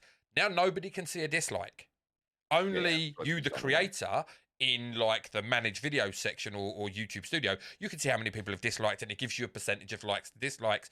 But you can, and you don't actually have to have it set, so you can see how many people have liked it. It's a fun when you upload a video, it's automatically on that likes are displayed, but you can turn that off. You can't turn dislikes on, but you can turn likes off. So people won't know if anyone has liked it, hasn't liked it, whatever. Unfortunately, the problem with that is that a lot of people like things because other people have liked something. Yeah. Fucking a million people. I tell you what, I'm going to swing on my like as well. And have you watched the video? No. The same with Twitter. Twitter have just introduced this new thing where it's how many people have seen your post, which is since obviously Elon's come in, that's a thing. So now you can actually see, and it's quite interesting because obviously you get to see the reach, your personal reach, because you're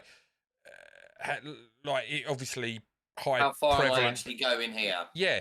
Only one person like that. Oh, it's okay. Only Laura and TJ saw it. But that's the thing. Neither of them liked it. That's the thing. When you're I've had this post up for 5 hours. One person's liked it. Why has only one person liked it? Well, now you can actually see. Well, it's actually because only 7 people have seen it. So by the law of averages, I've actually done quite well to get one. Not bad. Yeah, that's not a bad attach rate. Yeah, I'll take that as a thank you, TJ. No worries, mate. It is very interesting, isn't it? I find it very interesting as well how people sort of people use it to validate themselves, and how their online presence might actually go completely contrary to what they actually say. So there was somebody, God, this really is going to cause no end of stink. Sorry about this. Someone I used to work with. Podcast about opinions. They can listen or not listen, bro. Yeah, she had a boob job because she was, in her own words, she was very self-conscious and stuff like this.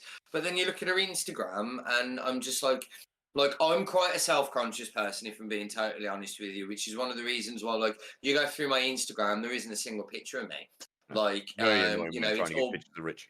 Yeah, trying to get photos of me is like horrendous. I realise now I'm doing this sort of thing. Screenshots, screenshots. Yeah, but like, honestly, I've never been one for like, there's not many on my Facebook. There's just not a lot of photos of me. I don't like having a picture taken. You do need you to do a selfie, by the way, because we want to do the podcast through. Yeah, I know. But yeah, she was all like, yeah, I don't like having a picture taken. But then you open up her Instagram account and there's a picture of her like this with the caption underneath saying "swipe right for bum pic." And it's just like, well, no. And after I've swiped right, but the filters play a part in that though, because filters kind of give you that false confidence, because you can like any imperfections you think you have. Like there's a new thing, I don't know how prevalent you guys are on TikTok, but there's this beauty like filter you can put on. Oh my god, it would make a fucking turtle look like Margot Robbie. Like, really? It's ridiculous. Yeah. Hold on. I don't know what it's called, but people have gone on there and literally people are filming going, oh shit. Yeah, everyone's going to be teenager one, but I'm too afraid. Well, everyone's going to be catfishing everyone. Like everyone's catfishing everyone now. I feel that it is kind of sad that people just feel the need to, have themselves vindicated all the time, and it's just like I don't give a.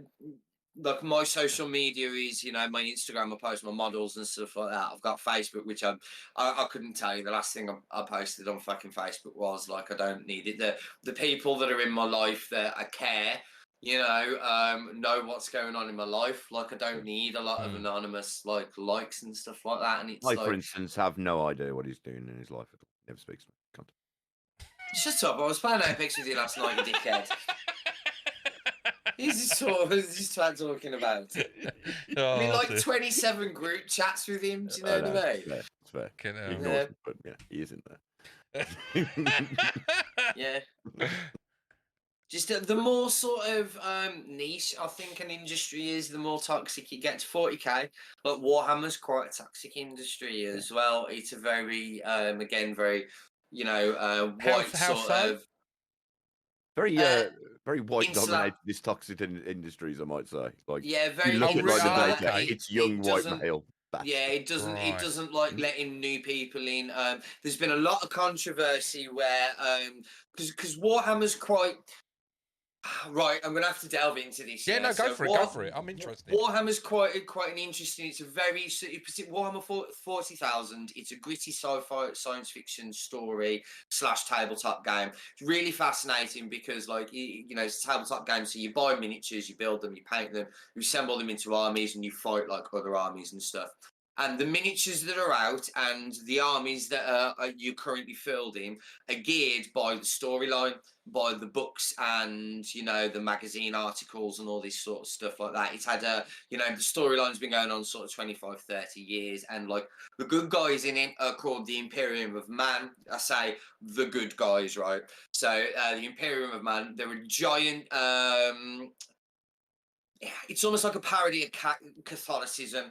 So it was ran by like a god emperor who went across the stars and purged all the filthy Xenos heretics and united all these worlds under the banner of Imperium. He got nearly killed. He sits on a golden throne, and it's very fascist. It's like a real fucking parody of sort of. The sort of empires, the Galactic Federation you see in Star Wars and things like that. It's that like ramped up to 11. And unfortunately, some people don't miss the fact that it's parody and satire, so there are actually particularly factions around Europe. Spain is quite bad for it. A lot of the heavy right-wing fascist groups, are actually huge fans of Warhammer and particularly of the source material, particularly that army, because they feel it reflects the sort of, the sort of militant history they were striving for like 70, 80 years ago. And, there's been this huge hoo-ha about them, like they'll turn up to tournaments and stuff like that, wearing stuff with like swastikas and things like this. Oh, wow. And then, they've been banned for it. And then there's been this huge hoo-ha about should they ban, should they not be banned? Yeah, of course they should be fucking banned. But it's just like how even something like So there's quite that toxic level of sort of it attracts like the wrong kind of thing. But then on like a broader sense of the spectrum, it's very insular. It doesn't like welcoming new people. It particularly like an argument I've had with somebody, like the biggest race in Warhammer 40k, the most popular one is called they're Space Marines, and they're just, every kid's fucking fantasy. They're like Spartans from Halo on crack. Like Fair they're enough. like 9 foot tall. They wear armor that's better than tanks. They can run 100 miles an hour. They've got loads of new organs. They've got machine guns that fire grenades bigger than cans of Monster. They're just like super hard. And like people have been asking for years about like female versions. Can we get like female versions of Space Marines? And they introduced something that's quite similar, but not the same at all, called the Sisters of Battle. Yeah. And they look quite similar in that they're women in armor, but they're like religious zealots, and their best units are like they wear nothing but bandages and whip themselves into a frenzy to attack their enemies. And it's just like, come on, guys, like you're taking the piss a little bit there, aren't you? It's not exactly gonna like. I feel like female Space Marines would bring like some female players into the fold. Yeah. I feel like half naked women that run screaming, whipping themselves into a frenzy because it's a teenage boy's power fantasy. Like probably not so much, Yeah. But then the fandom gets really, really arsy about the idea of like female Space Marines, and I'm just like, I don't understand why these genetically altered things have to be men. Like, is it that big a deal? Like, what's the it's too woke. What, just having a few female Space Marines is an issue? They're in Like, power armor, is aren't it- they? Does it yeah, make a is fucking it difference? yeah, is it really? Like, I don't understand. That's what people are like. People, unfortunately, they get a mindset, and especially, I hate to sound like a. This is how it's always been. Well, that's Yeah. not how it potentially should be, Yeah. is it? Unfortunately, this is how it's always been. Doesn't grow any medium. Mm. So you should be prepared to change and add and identify that there can be other things. Maybe make a whole platoon out of female Space Marines because they were so sick to death of the fucking male patriarchy. Yeah. Just throwing it out there. It's a storyline. Adding So- something new, like adding something new, provided you didn't remove something existing to make way for it. Like, what's the problem with that? You know what I mean? That just means that just means there's more options, and there's potentially more people that, as I said earlier, can get into that thing you love, which at the end of the day is just a benefit to you, because then they're all looking at you and going, "Oh, teach me the ways," and you go, "Ha ha, yes, young Padawan, I'll teach you to paint because I'm the man." It's mad, isn't it? It's mad. Yeah. Like It's crazy. it's like very much stuck in a rudimentary 1950s old backward way of thinking. Like, whatever happened to adapt, to survive and thrive, right? Push boundaries, ask questions, push boundaries, and make way for new, exciting, and potentially uplifting content, stories, but yeah, like it's mad, isn't it? But you get these days, don't you? Anything that's got somebody LGBTQ in it, or someone with a woman as the main character, it just instantly online explodes. Right, it's woke. Oh, just shut the fuck up. Well, please. this brings me all the way around to the toxicity that comes from the Star Wars fans, because we all love Star Wars. And Star Wars must be fucking awesome. The Star Wars fans gonna rant about Star Wars fans. I really am, because it's fucking weird. But my big problem with the Star Wars fans is they rant about a movie that came out in the 70s, which they probably weren't alive to see. I know I weren't alive to see, right? And it was made for kids and adults to enjoy as a sci-fi. What do they call it? Not soap opera, space opera. Space opera, yeah. And it was great. Like, if you go back and watch the first film now, you'll see a lot of flaws in it, because there's a lot of flaws in it. Don't get me wrong. Empire, still completely untouchable. Don't touch it. It's amazing. Jedi, very, very good. Agreed. But when they did the prequels, everyone moaned because it went a more political story, which, fair enough. I guess now that you're older, you don't want to hear about politics story. Unfortunately, what I will say is Star Wars, every generation, including the latest one, is made for new fans to come in and enjoy, especially under the House of Mouse. House of Mouse is more or less about getting children addicted to your product, Yeah. so that as they Then get you're a money, fan for life. yeah, Because they Disney spend ain't going more. anywhere. Exactly. Disney They ain't going already anywhere. have like 4, 5, and 6 already had its core audience that Yes. are now tied in. They're attached to the franchise. I'm tied in. Exactly. Now, so 1, 2, and 3 are like they're not for 4, 5, and 6 fans. They're for this new generation. We spoke about it with like remakes and everything. It's Yes.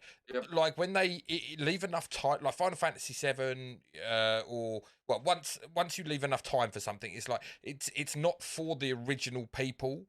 It's for the new There will people. always be homage Yes. for And the and old But it's potentially playing the delicate balance, isn't it, of Yeah. doing enough to keep the OGs like presated, Yes. and then Well, you want get new people in a sense you want the OGs. You need your let's audience to say, grow, don't yeah. you? Well, you want the OGs to pass on their nostalgic like to their children. Like I was saying, like with myself, with my daughter, like it's like I love like showing my daughter the things that I loved when I was, you know, like let's watch the Goonies and other bits and pieces, you know, like amazing stories, and trying to make her a not force her to be a fan, but trying to get her interested in the things that I was interested. Yeah, exactly. And like, I mean, I haven't been able to do it with Star Wars yet. I mean, I'm nowhere near the level of fandom as what you are, Jay, with Star Wars, but I do love Star Wars. Star Wars is great. But yeah, it's just I think I might be flogging a dead horse with that one. My daughter's not interested in space stuff. So you know. But sometimes they're not. It would be great to be able to, you know, and that's what I kind of feel. And also, it's interesting you bring up Star Wars because obviously they just also released. I don't know too much it was about Star Wars Celebration last weekend. Well, the whole story of Rey, right? They're going to bring out a new story doubling down involving on Rey, which is interesting that we spoke about Warhammer 40k as well being a very much a white male dominated. I do plan this shit, you know. Well, you didn't even bring up Warhammer, so you didn't plan Yeah, but anything, Jay. Shut up. Plan around this is Rich. Rich brought this up, so you shush. I just shimmy to whatever you make me shake to. So yeah, it's like Rey is obviously the new, like, it is potentially designed to bring females into a very much male dominated and they genre, have, by the way. As much as you don't like it, Star Wars fans, there's a lot of little girls out there dressing like Rey and absolutely loving the fact. Well, Rich had a story when he walked out of the cinema, and there were 2 little girls like doing backflips, pretending to be Rey, or maybe not backflips. That might be too extreme. But you know, jumping around, swinging an imaginary lightsaber. Because you know Rey isn't for Rich. Rey is for those 2 little girls. Rey is potentially to pull my daughter into being a Star Wars fan. You know, and there's nothing wrong with that. Also, you know? Kids, let people enjoy things. It doesn't hurt you if they enjoy it and you don't like it, because a lot of toxicity comes from you like that thing I don't like. Yeah. Then you're stupid. You are. Why? Yeah. You're not the same person. They're not going to. We've already assumed they're not going to answer why. They're just going to keep hurling insults at you. Exactly. Yeah. Like, we've got friends that take it almost like as a personal affront if you don't really like something that they do, and they're just like, it's just like, well, I'm not saying it's not good. I don't like it. You know, that's all there is to it. We all like. Yeah, particularly 100% of people, 100% of the time. We like a lot of the same stuff, but then I'm not playing Star Citizen ever. No, same. Neither am I. Me and you are tied on that one, Rich. Yeah, it's like I've always said that. I love the fact that people like different things because it means that it gives us so much choice. If everyone liked the same thing, what a boring palette we would have, because it would be just the same shit all the time. But the fact we like all different things gives us such a wealth of medium, to read, to watch, to discuss, to play, you know. Also, the sheer enjoyment of just trying to tell someone about something you love and get them to see if they're even slightly interested in it. Yeah, honestly, my favourite thing in all of life, all of existence, is when everyone has that one specific niche thing that they know more than anyone else about, that they're super passionate about, that they absolutely love. And I love it when you need to know something about that particular field, and you say to them, you go, right, I need to know about this. And the story always starts with, all right, so listen, right. And then Yeah. you just know, you can see the glaze go in their eye, and you know you're about to get like an information dump from somebody super passionate about something, and it's awesome to see, you know. Jay's going to love this, because I've got to say, it's like your Star Wars moment, you know, like at the start of the Star Wars films, where it comes up and the reel comes up in a galaxy far, far away, and your whole sort, it's you're like, I get to do my monologue, and your monologue's going to roll. That's it. You know, it's just like I love being the person that gets to deliver those. I love witnessing them in other people. Like, it's one of my we were talking last night, weren't we, about like someone telling me like I was life coach of the year apparently. And because it's just like I love it. I love seeing that passion in people, you know. Like, we go to Jay, I'll be like, oh, I need to know about this like specific nerdy thing in Star Wars, and Jay's like, I'll just sit there and listen for 10 minutes with a shit eating. You're seeing someone like, you know, genuinely be happy. Because like when you're talking about something that they love and that they have such a connection with, like for them to discuss it like you say, and they get that glint in their eye, you understand, because we all have that thing, and you understand how they're feeling at that moment, because you know if you were talking about the thing that you love, that's how you would be feeling. So you're kind of like, you feed off of them as well because of it. It's such a cool thing.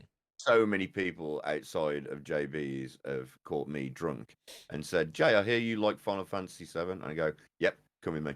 Yeah. And I will sit them down. Take them down an alleyway? Hours. What do you do, you weirdo? Just tell them everything. What I was going to say about Rich was, what I love about Rich sometimes is you'll ask him a question, he'll go, right, so do you want this far back? How much time you got?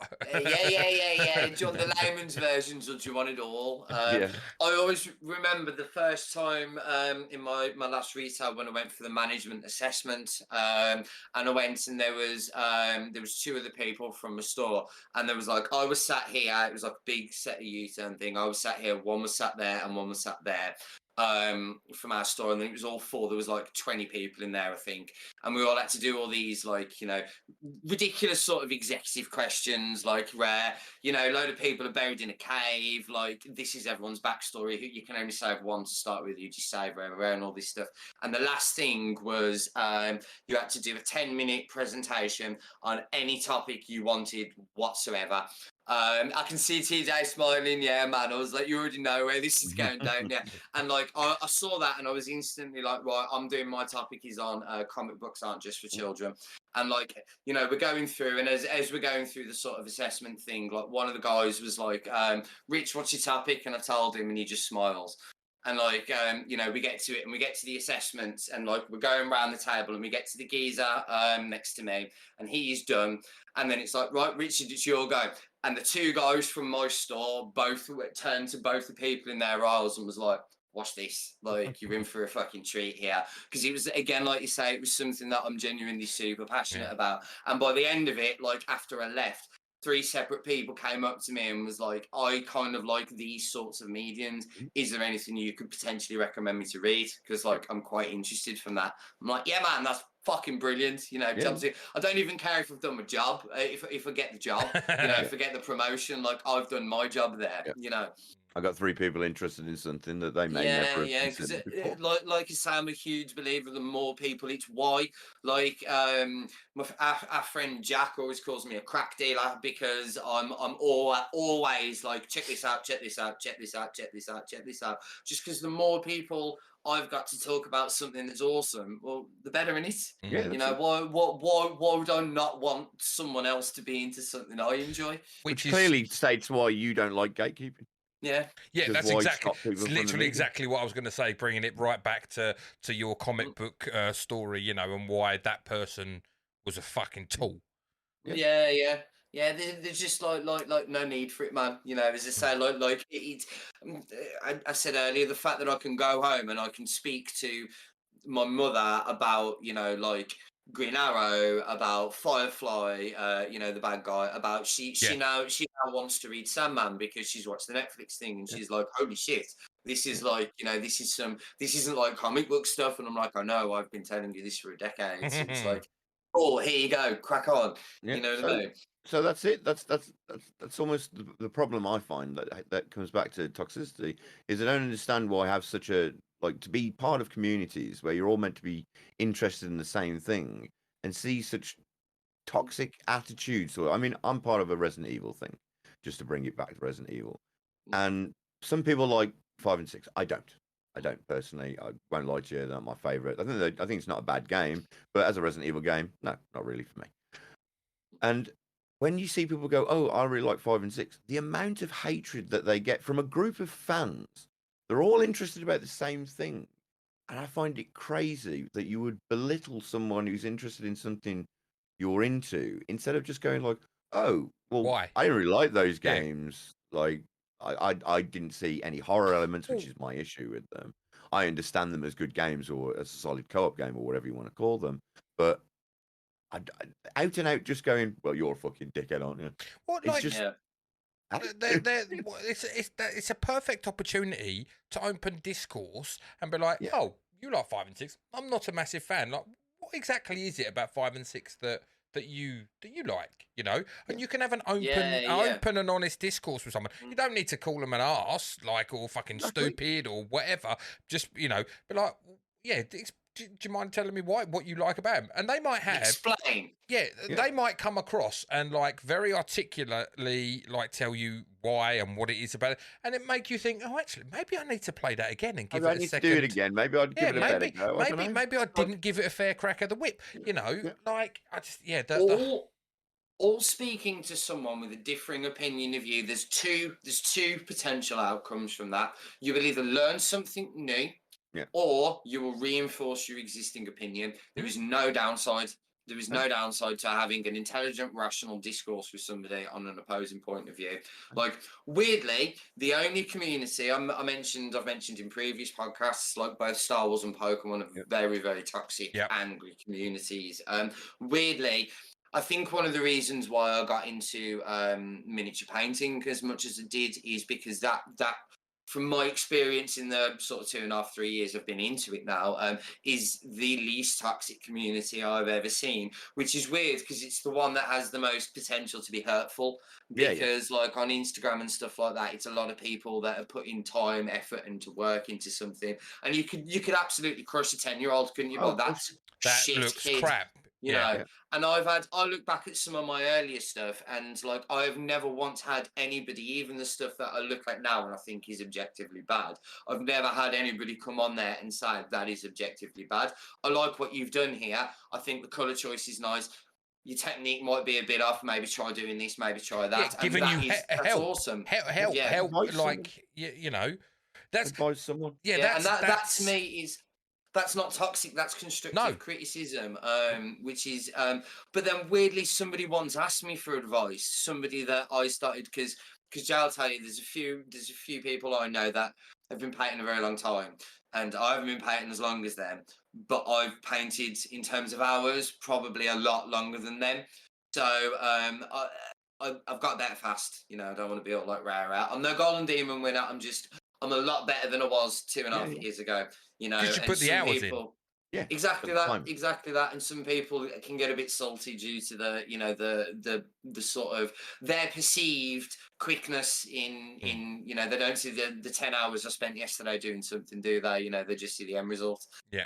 And somebody I know, not massively well, not the one you're thinking of, Jay, somebody else. But they asked for some criticism. You know, is there anything I could do to make this sort of better? And it says, well, yeah, I you know, there's a couple of ideas. Like, I really like what you've done, your colour schemes out. You know, I'd maybe look at touching this, touching that, rare. And then they got really arsey with me and told me I was being toxic to them and being like an arsehole. And I'm like, well, hang on a minute, you asked me. Yeah. You asked me to point out, and I haven't just pointed out the bad points. I pointed out the stuff that I think is really good and the stuff that is really good. And I think it's not a lot of work to make it a lot better. And I'm not saying that as somebody that's got all the skills in the world, because I don't. It just, I have a very good understanding of theory because I watch a million videos a day. you know, so I sort of understand the theory a lot better than I can put it into practice. So that's all I'm looking at it from, like, you know, a theory sort of point of view. Yeah. And yeah, that's just, whereas I'm like, if you give me some sort of constructive criticism, I'm very welcome, because that to me is like growing. I do think sometimes people are a little too sensitive these days, and if you are even just trying to help somebody, well, you're having a go at me. No, I'm not. I'm just like, you asked me to help you improve, so I'm trying to help you improve. Please listen. You know, or I mean, alternatively, don't ask for my opinion. Yeah. That's ultimately, yeah. Mm. you can optionally just delete this message and pretend that you never asked it. It's Yeah, sorry, go on. Karen. all I was gonna say, my last point on it, all I was gonna say was, like, I've never, everything I've ever posted on Instagram, I've posted with the expectation that somebody could go on there and go, that is absolute shit. Because anything you put in the public medium, you sort You of open yourself up, don't you, for the potential. You said criticize me. Yeah, You said when you put it up there, you went criticize me. but Right? very, very Criticism can be both wholesome, ways. welcoming community. You know, like I did a bust, the first bust I ever did. Some geezer who owns a studio, like, took time out of his day to, like, message me and go, this is a huge step up from everything you've done before. Like, I'm going to be watching you, you know. And I'm like, oh man, that's really supportive, and that's really kind of cool. You know, that to me is that's what communities are for. We're here to build each other up, not to tear each other down. Well, it's a healthy community, which is what you all want to be part of, right?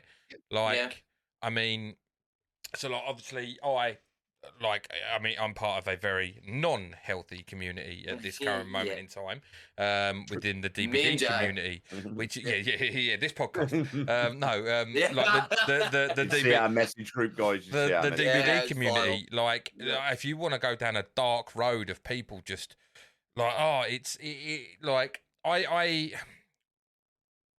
love the game.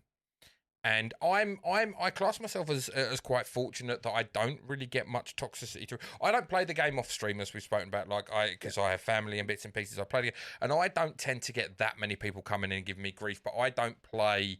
I'm not one of these people that is like win at all costs. I like to win, like, playing Killer Survivor. Don't really care, like, but it doesn't bother me. However it goes.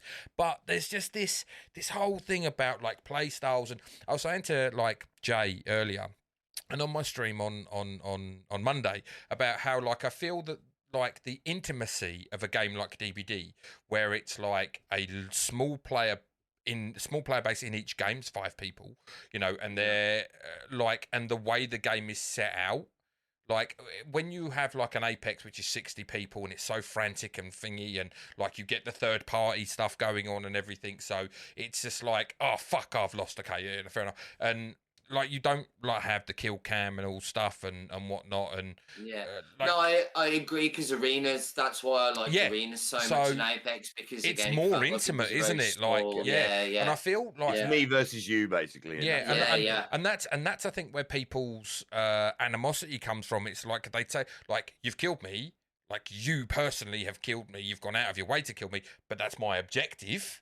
Like, me to kill you, whereas, like, obviously in, like, Apex, it's like 57 other people trying to kill you, essentially. Yes. You know, in a battle royale situation. Yes. Sorry.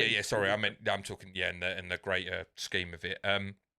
But, like, and it bleeds onto Twitter and social media and, like, YouTube videos and everything. Just like, people just I don't know. Like, it's just every opinion someone has. Like, there is, they get drowned out straight away. It's so harsh, so aggressive, and it starts off as into people just nitpicking at points, but then, like you say, it quickly dissolves into, like, racial, like, religion, sexuality, like, anything that someone can pick. You know, like, this whole. I'll just use an example. The latest. Like, DBD brought out its first, announced one of its original characters as being gay.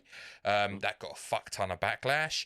Then now you've got they're fictional, folks. They're fictional. Well, a killer which kind of, like, it's never been said that she's part of the, like, LGBT trans community, but they've kind of taken to this character. That community has taken to this character, and it's just created, like, this whole I don't know. Let Like people like things. yeah, it's just let people like. but and it things. goes into so like moving away from like DBD into like things with that in mind though. Like this whole shit that's just hit the fan with Bud Light, with Anheuser-Busch, I think it is, who are the company that own Budweiser. And obviously this big thing in America that you see all over TikTok at the moment, people that have been saying, I've been drinking Bud Light for 20 years. And now because Bud Light have done a promotional thing with, Mulrooney, can't think of the person's name, who's a transgender woman. Right. Because they've done this whole and her face is on now cans, like the right in America, they're like, I'm never drinking this anymore, pouring it down the drain, drinking fucking Miller or Coors Light or whatever. And it's like, I don't know, it's just man, you're drinking a light beer, you're near enough there already. You know what I mean? but like, what does I'd like to say I drink Bud Light, and I will continue to drink Bud Light. Because but my point I like is, to drink beer without getting pissed. But no, my point is like, what the fuck does it matter? Like, you obviously enjoy the drink because you've been drinking it, like you've just said, for 20 years. What the fuck does it matter who's on the can? Mr. Marketing Trick should have been on transmission fluids, not blood light. It turns out as well, I didn't know this. I didn't know this, but apparently there's this thing in America. It's like where it's like an ethics and it's got an actual like abbreviated name, but I can't think what it is. What the letters they are. love their acronyms, don't they, man? Well, what it is, it's pretty much companies are penalised for not like supporting like all groups and across the board. So they're kind of like, in a way, they're kind of like forced in a sense, whether they want to or not. You know, even if you've got like this 90-year-old bigot who's the head of the company, you kind of like have to, otherwise you get penalties imposed. You don't get financial support from the government. So like, which is potentially why Bud have done this, you know, because it ticks the boxes they need to tick. But like that all like, but that gets taken. There's nothing wrong with being inclusionary. No, that's but my point is whether or not they've whether they've done it for that reason or not. It's like it doesn't matter. Like it doesn't affect the product at all. Does like it doesn't. Is the beer changed? They're not fucking getting. They're not getting this person to now piss in every fucking can her face is on. Like you're still drinking the same products. You're still eating the same food. You're still wearing the same clothing line. You're still. Like, what does it matter if they do an ad campaign with LeBron James or Caitlyn fucking Jenner? Like, what difference is that honestly going to make to your life? Any person's life got affected by them is that person. Well, yeah, because they're going to get a nice little wedge of money. You know, I just don't get people anymore. No. You know? Well, I mean, I think in relation to just public tweets and things just being a thing, I think. Ricky Gervais put it best.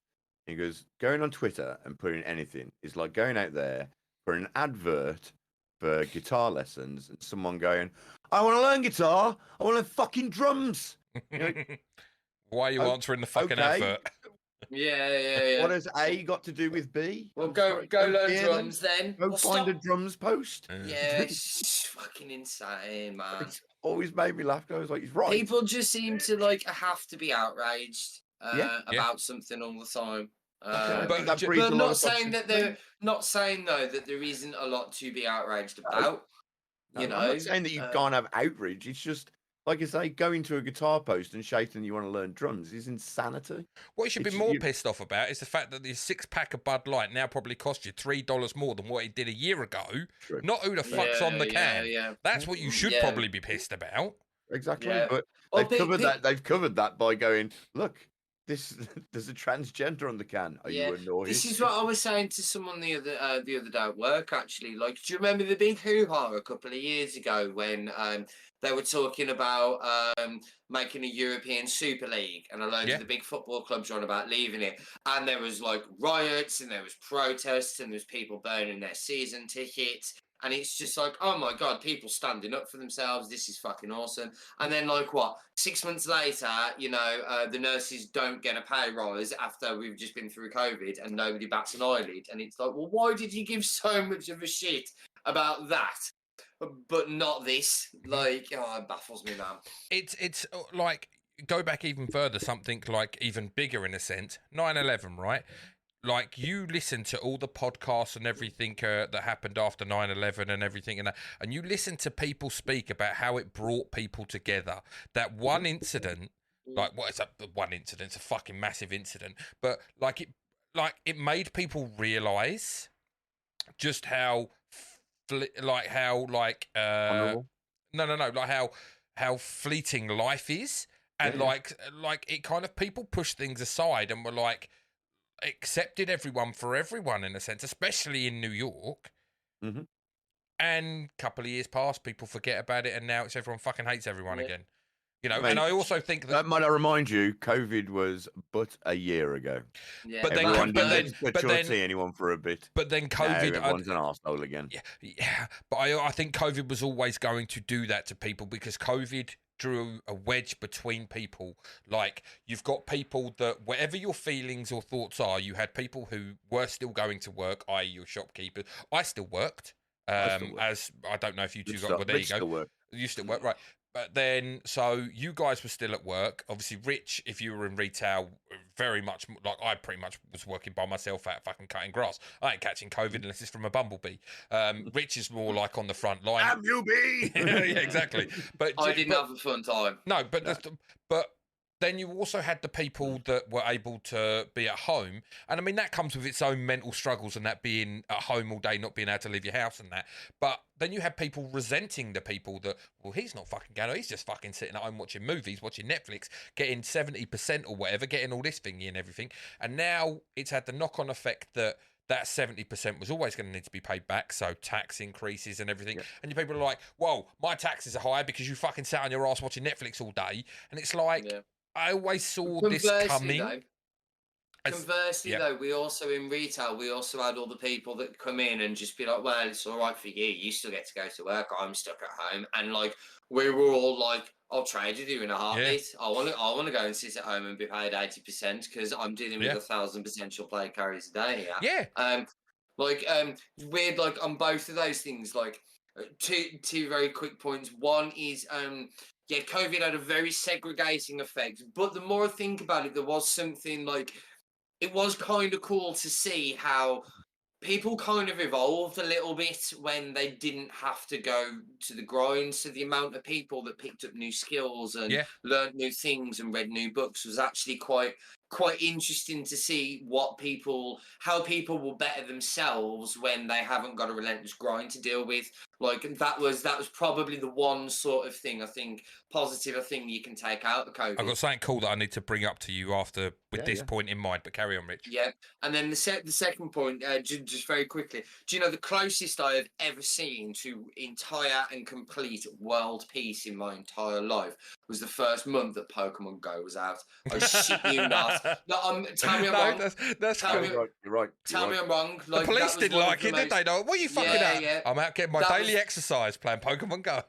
That was one of the most single unifying moments of my entire life because like it didn't matter what time at night I went out or where I went on the streets, there was someone there from any age range fucking with glued to their phone going, "There's an Onyx over there." Yeah, do you know what I mean? Like it was wonderful for a month. It was almost like there was no division whatsoever in society. Everybody was just a Pokemon trainer just going off looking for Pokemon. It was fucking amazing, man. Like honestly, that is one of like my favorite times of my life because like Pokemon's something we all know I'm super passionate about. I've always been really into, and it's almost like the entire world just for this brief snippet of time saw the appeal in something that I love so much. And everybody, like my phone went like 30 times a day, you know, Yeah. "Oh, do you want to come?" People trying to I've heard this trade is a and good yeah. spot. I've heard this is a good spot. What's this Pokemon like? Is this Pokemon worth catching? Shouldn't trade for it. You know what I mean? It was incredible, man.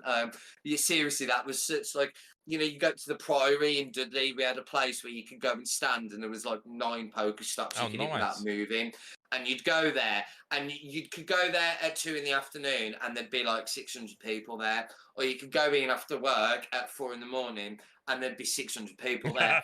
You know, it was just always rammed full of people, and you'd go there and people would whap out a chair. Like, you'd go in the middle of the night and someone would whap out a chair for you. Someone would drop a raid as you sat down. Someone would they'd have like a little stove and someone would give you a coffee. Do you know, honestly, nice. like, I cannot stress just how magical and like beautiful that was. And I wish sort of every fandom was that sort of welcoming and inclusive and that wholesome. It was awesome, you know. Sadly, it didn't last very long because Yeah, a lot. Look at the good shit that came out of that as well. Look at the amount of dogs that got walked because people felt like, you know, because you were talking about earlier, people get like sort of nerd shame a little bit, you know. So people might have wanted to go for a six-hour walk trying to find some Pokemon, but be a bit embarrassed being a 40-year-old having their phone. So people were going to dog shelters and just going, yo, can I take one of your dogs for a walk, you know, while I go and catch some Pokemon? And then they bring the dog back and they go, you ain't having the dog back because like we had some fun and caught some Pokemon together, so this is now my dog. You know what I mean? Yeah, like adoptions went through the roof. You know, there was like all kinds of really cool stuff came out of it. I am genuinely sad that was just such a big worldwide phenomena for such a small period of time, because I honestly think it was really good for the world. never been recapped. At the time, but then now the ramifications of after the people like with the like anti-vaccine shit and all the other stuff and like, oh, it's the pandemic and all this other crap, you know, it's just like it's gone from there at the stage you were at to now just being like, oh. Would you say the world then during COVID got a little bit more toxic? There's a lot more people online, a lot more people getting angry. No.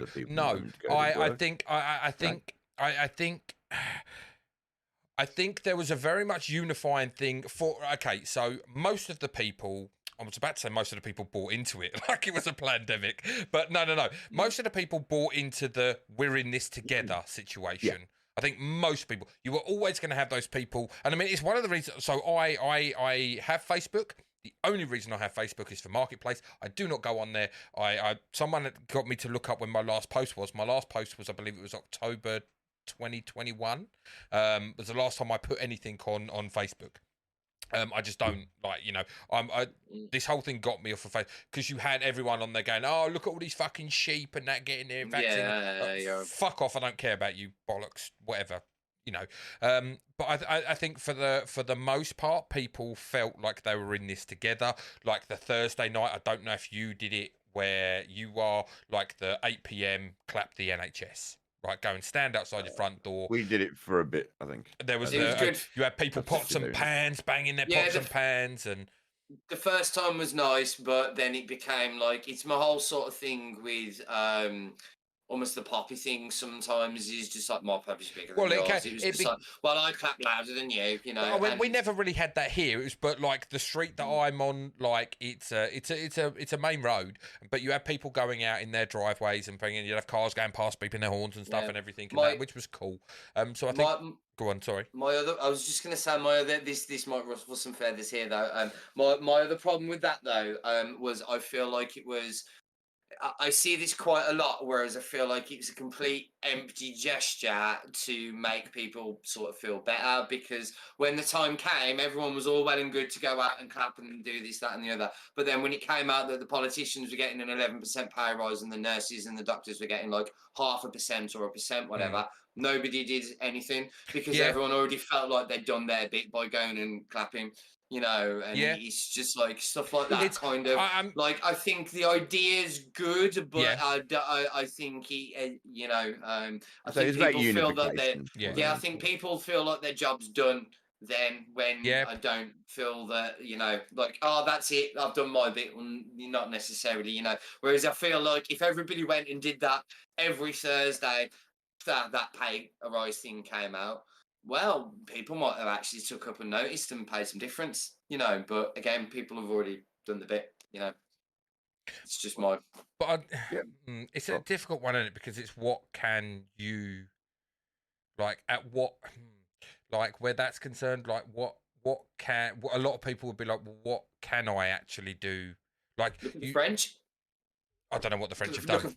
Have you not seen France at the minute? I tell you, another thing that COVID made me do was turn off the Ignore news, media. turn off the news that I don't like that I don't vibe with, if you would. Like the Well, things that interest me, the rest of the stuff, because the world just is just a fucking harrowing place to be a part of at the moment. So it's quite interesting, and I think it's one of the reasons why TikTok's being so grilled in America at the moment, because like this is quite an interesting experiment actually. If you go onto Instagram and type in France, you go onto TikTok and type in France, you are going to get two very, very different stories of countries at the moment. Like Instagram will show France, as you picture France. TikTok will show you what's there's going on at riots the and moment. stuff going on. I have actually seen some riot shit. Yeah. Yeah, they've raised the retirement age in France. And Sorry, they've raised the what? I missed that. You crackled. The retirement age. Right, okay. And the president that's done it has forced it through Parliament without there's nobody's voted, this, that, and the other. And the French ain't having it. So the French, it's everyone in England, we all take the piss as the French as being surrender monkeys and all this, that, and the other. But when shit comes to shovel and your government tries and fucks with you in France, the French don't stand for it. So France has just stopped. It's ground from a halt. Energy companies have been diverting energy away from the billionaires and the companies, and they're giving it to poor people for free. All the rubbish hasn't been collected in Paris for sort of a month and a half now. Sounds like Paris. Yeah, I was going to say Paris is a shithole anyway, isn't it? The firemen and the police are now alongside the protesters and all this. There, the French are literally 2 weeks away from guillotining the fucking government at the moment. Is it still Macron in charge in France? Is it still him, or is it someone else now? No, I think it's somebody else. I'm not entirely too sure who. I just know it's all going absolutely nuts at the moment. Okay. Which is very interesting to see how the various social media platforms are portraying it. You go into the vast majority of them, and it's just there's no mention of it whatsoever. I mean, I'll be honest. I don't go on Instagram that much. Facebook, Yeah. I don't go on Instagram. I very rarely go on TikTok. Because it's such mindless. ADD the app. Yes, ADD, yeah, exactly. I'm saying it's just it's mindless, and it's mindless quick videos. It's boom, boom, boom, boom. But actually, bringing in, I was going to bring up a point when you were talking about shit. You about people when they didn't have the grind. What was it when they didn't have the grind? They express themselves and learn new things and stuff. But yes, ways to do that's things. it. Okay, that ties in quite well with the France thing. Actually, with what I was going to bring up, which I said was, how do you guys? And I know we're going a little bit off topic, but you would, I'll pull it it's back. what we do. It's what we do. Yeah. How do you guys feel about UBI then? Universal basic income, the ability, give everyone say everyone in the UK gets enough money to survive. So to pay rent or whatever, say it's a lump sum of 10 grand a year. Every single person gets 10 grand a year, and it's a social experiment thing which they've talked. I listened to a lot of podcasts with it on and everything, and they've kind of tried it in other the Scandinavian countries and bits and pieces. And the idea is without the pressure of having to grind, people can take up the other things flourish. People still do go to work because their reason for earning isn't to survive, it's to then be able to express themselves. Their earnings are there to be able to do things, to express themselves, to go on holiday. It makes people happier in general because, I say, that worry is taken away. There have done studies in America about how much it would actually cost, where the money would come from, and it's actually potentially doable. With certain... That was going to be my question. Yeah, I would need to go more into a deep dive, but just the premise of it, if it was possible, the thought process is what it would open, and the abilities it would give people, and the freedoms that it would give people. You would still need to work because it's not enough money. It's enough money to pay your mortgage and eat, but you couldn't do fuck all else. You've still got to work, in essence. But you wouldn't have to work, say, 45 hours a week. You could work maybe 2 days a week. Yeah, there's less pressure on people. It wouldn't even be that. It'd be exactly what TJ said. It'd be the fact that depending on what lifestyle you want, I'm not living a depressed life, sitting there thinking, but I've got to do this. There is no. But it would mean benefits and stuff because everyone's getting 10 grand. Your benefits for certain things would no longer exist because Such as? I can't remember what they went in because it was the So, American for thing. instance- So it's this was more from like an American podcast I was listening to. So they're talking. Okay. So it's what they were I've got a lot to suggesting say on this. from Right, well, their. I'm just gonna Yeah, throw we're this gonna- point in just because I do want to know how it would affect handicapped people. No, yeah, obviously, like if your ability to work and everything would still, like, you know, if you couldn't work, it was more like the benefits of, like your housing benefit and that would like you don't need housing benefit anymore because you're given enough money being paid as money, a lump yeah. sum. It wouldn't be a lump sum; it'd be a monthly sum you'd be given, but it is a lump sum essentially just spread over the year. So yeah, no, obviously, if you can't work because you're in a fucking you're a paraplegic or something, then obviously, yeah, you would still get some kind of benefit. But they were more talking like 'cause I don't really know the American benefit system that well, so they were talking more about American benefits and stuff that obviously some would The obviously, welfare. yeah, I say, I don't know what the welfare covers in America compared to what are like payments cover. I'd But only know it it was from TV shows. yeah, so that's exactly. not And so reliable. I wouldn't really want to go too much into that because I don't know. But it was like a really interesting thought about like how it would as a society move people forward, like and make people like the I think people are more productive. yeah, that's the thing. It would be like they were saying that studies have shown. I mean, at that, work and in yeah, all forms. that when they can- people don't have to worry so much, Yeah. like that those pressures are alleviated off of them, they are more productive. They are more free to express themselves. They're and then things like art, even technology and everything actually would benefit at a faster rate because people are actually more engaged in what they're doing, more than worrying about the shit that's on their back. I'd like to think parents would get more time with their children that way as well. Yeah. Which I think is really important for a child's development. And as a non-parent. No, yeah, myself. 100%. You're 100% right. What's your thoughts, Rich? Because like you see deep in thought here. And... Yeah, I've got it's one of those where I feel like the theory of it is a very good theory and there's a lot of tangible benefit.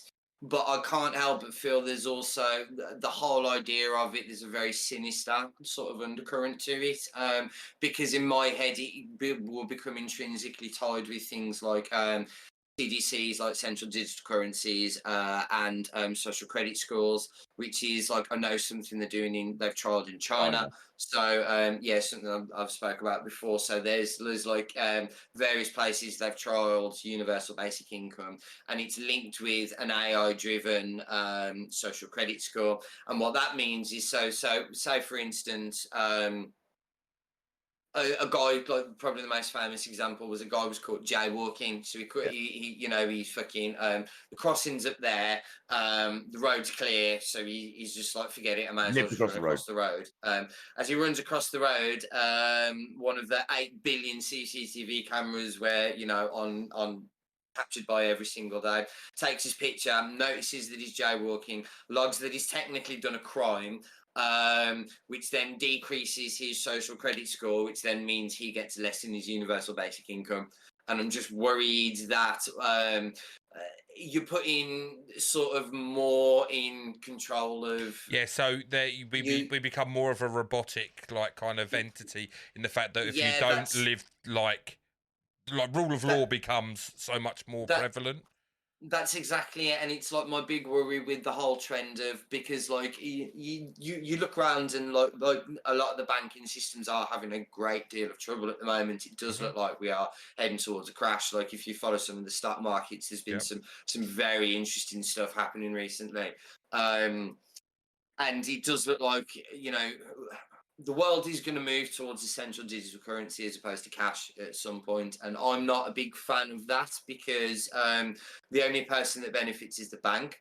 So, for instance, if I've got 50 quid and I give Jay 50 quid for installing something into his, installing some aircon, give him a £50 note. Cool, it's worth 50 quid. There you go. The best deal of your life for 50 quid. I was like, where's mine? Where's mine, Jay, you fucker? But just as example, and then Jay goes and takes Kate out from Mel and pays 50 quid. Bam, there you go. Still worth 50 quid. Do it doesn't matter how many times you spend that note, that £50, it's worth £50. Whereas, like, if I pay, say, Jay 50 quid on PayPal, like PayPal takes £1.50 of that. So It takes Jay's got. £1.50 if you're saying it's for services. Yeah, friends and Yeah, family. yeah, But yeah, the point is yeah, the but point then- is still the same. Yeah, the yeah, point is but the point, you get my point, yeah. So that's worth £47. the transactional fees. And then Jay spends that at the meal, but the meal's like 50 quid. So Jay's got to Is put out of pocket. £1.50 of his money, and then also the bank takes its £1.50 on the card money that you've taken Yeah, on as the well. card So it's now transaction. worth £46. Do you know? So 30 transactions down the line, it's worth it's not £5. worth anything. Yeah. You know, and then also because of like a programmable currency, because it's programmable, that means you can program when it ends, which has also been trialed over in China. So you can't save money because it expires at the end of this month, so you've got to spend it. You know, if your economy ever needs a boom or something like that. Whoa. And then there's also there's also the possibility of you can then dictate on what people can and can't spend their money on, isn't there? So that's my issue with it. I feel like, while on the one hand it's being touted in terms of like sort of freedom in the one aspect, will you also necessarily, you know, the idea of a universal income in terms of the way the world and governing now could potentially work and could be a very good thing, but with the way the world's necessarily heading, I feel that there's, I don't know, the systems it would necessarily be integrated in could. Do you want me to phone you? What's up? No. Yeah. The phone is the first device that we gave up our freedom for. We said we would pay money every month to tell people where we are at all points in time, listen to what I'm talking about so they can sell me things. I say this to you all the time, Alexius. We all used to moan about wiretaps. Now we pay for them in a house. Right. Are we not looking at the, like, okay, we're taking China as any kind of example with the CCP. Are we not looking at the worst possible, like the Chinese Communist Party are renowned for, and once again, we go off in China. Yeah, but like, you know what I mean? I can see some of the points you're making, but I think like to use China's, I don't know. China's such a difficult one because China's the extreme of the extreme that I don't ever know if we would ever get to that level. But I can understand where you're coming from in terms of certain bits and pieces and the Is that a sickle and hammer I see behind you, comrade? Yeah. No, fuck off. The thing is, there are various like the Trilateral Council, the World Economic Forum. They are all genuinely trying to, like, it's no secret, it's no like conspiracy, that is the direction they are. No. I didn't mean about the digital currency. I meant about the how the social credit score and stuff. Yeah, those kind of things. It's just I can see that in as a Chinese thing. I can it's not too much of a stretch. Whereas I can't. You do realise we've just banned laws that effectively allow them to arrest us for protesting in this country now, right? Yes. I don't follow. But we are becoming actually. We do actually have a prime minister that not a single person in the country actually voted for as well. You know, I mean, technically he's an oglark, but there are considerably more similarities. And I think as we're sort of getting closer towards the thing, I think we are beginning to see the, particularly in the upper echelons, I realise we're all getting very tinfoil hatty here, but we are beginning to see we get swatted now, I swear to God. Yeah, but we're beginning to see less of the sort of traditional segregation that there's been, and a lot of the people that have been, traditionally opposed. Their plans for, say, 2030, 2035 and stuff like that, they're all incredibly similar. No. So I just, my big worry, as I say, is I love the idea. I've always proposed the idea that you raise the minimum wage to £30 an hour, and everybody works 2 days a week instead of 5 days a week, and that way there's enough work so everybody can afford to have a job, and we're all spending that money because we've got more time to do what we want. Well, it's the idea of capitalism, isn't it? Yeah. Have more, spend more. Keep the cycle going. So just to quickly thingy, there is Finland is the only country to have carried out nationwide randomized controlled trial of UBI. The evaluation found out that people receiving basic income were more likely to be in work, than those who. The people that were in the control group were receiving basic income were more likely to be in work than those who were not. And then there's a whole fucking. I'll send you the thing, but it's a fucking whole massive article that breaks down like every aspect of it from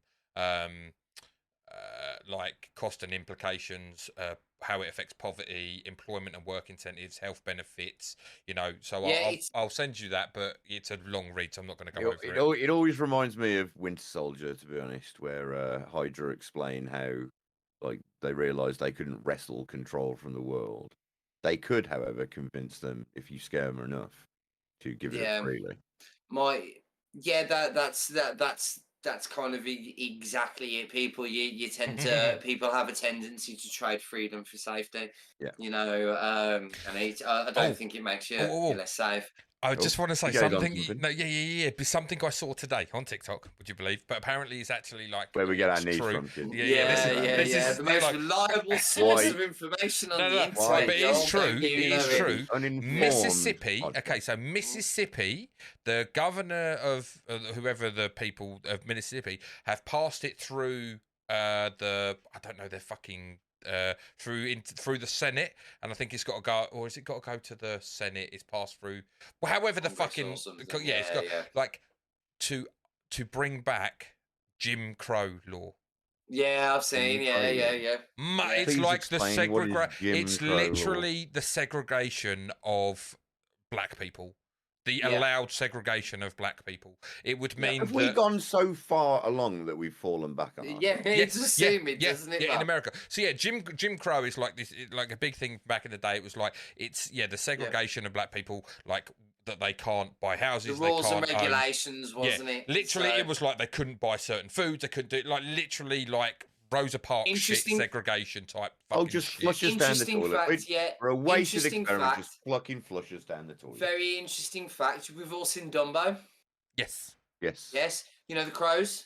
Yes. Yes. Have a guess what the lead crow's name is. Jim. Yeah. Jim Crow. I'm telling you, humanity, just flush it down the toilet. Flush it all away. Let the earth continue. Yeah. So better come down the line. Very, very much in the idea of like communism. It sounds like a good idea on paper. It just doesn't work in practice. I feel the same with. I feel the premise of a universal basic income is quite a good one. I just feel that there's a lot of potential for a lot of manipulation and very nefarious means there. Just to make the divide bigger. Yeah. So now we're all happy down here at the bottom because we're all content now. Yeah. But they're all rich up there, and we were never their problem anyway. But they did need to control us, and now they. Well, it's the thing that gets me. The big ass enclosed city they're building in Saudi Arabia. Have you seen it called the Line? Yeah, it looks amazing, but it does. But the thing that freaks me out with that is the fact that it's mirrored on the outside. And why is it mirrored on the outside? So you can't see what's going on the inside. It's because the people on the outside don't want to look in the ant farm. That's why. Yeah, exactly. So, oh man, we went really tinfoil hatty on this. So, just to give Jay, the name of this episode is going to be Tinfoil Toxicity. Yeah. So Jay, just to give you a thing, in 2023, the Mississippi House passed a bill that would essentially resurrect Jim Crow. Now, the proposed law will head to the Senate, where Republicans also retain majority of power. Perhaps Mississippi will become the first state to openly reinstate Jim Crow, extracting black power in every form it can yet again. And then, if you go down the list of things, it's like, for instance, white children and black children will be educated separately. School. Who'd have thought the 1920s had come that quickly round again? I'd say we've fallen 100 years behind. Separate toilet facilities for whites and blacks, stuff like that.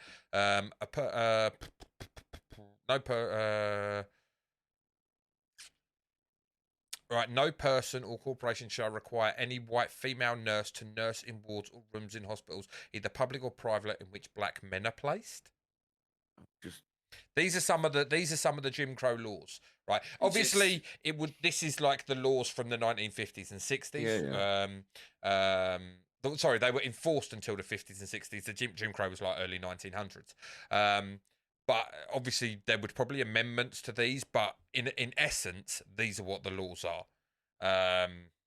Yeah, just absolutely fucking ludicrous. And when you think, like, with the recency of the Roe v. Wade and the abortion laws and everything in America, it's like it's not feral, isn't it? Fucking hell. Like, absolute feral. It's just like it's mad. It's hard not to be so tinfoil hatty and silly. I suppose it's like it's no surprise everything's as toxic as it is, because it's almost we live in a completely toxic world these days. Like, it seeps down from the top, doesn't it? It all seeps down from the top. Toxicity just rolls down. I tell you, and also, like, if you actually think about it, like the media that we consume, like what videos get the most views on like YouTube? It's like the Karen videos, or the like. I was going to say look fails. At this and it, or country ran into a wall. Or even like fails. You're looking at someone like, you know, and what do you do? Themselves. You want to no. You're there watching that with the idea of mocking them because they failed or something, you know, because their failure brings you joy. So, like, do you know what I mean? And like I say, so all the stuff that we're geared to what we're watching. So, yeah, Rich is right. Like, the whole thing is like just a toxic fucking hamster wheel that's just... Yeah. It's interesting we're self-propelling. Interesting you should say that, because you can do this as an experiment. God, I really do sound it today, don't I? Fucking, if you VPN your phone and you look at TikTok from China...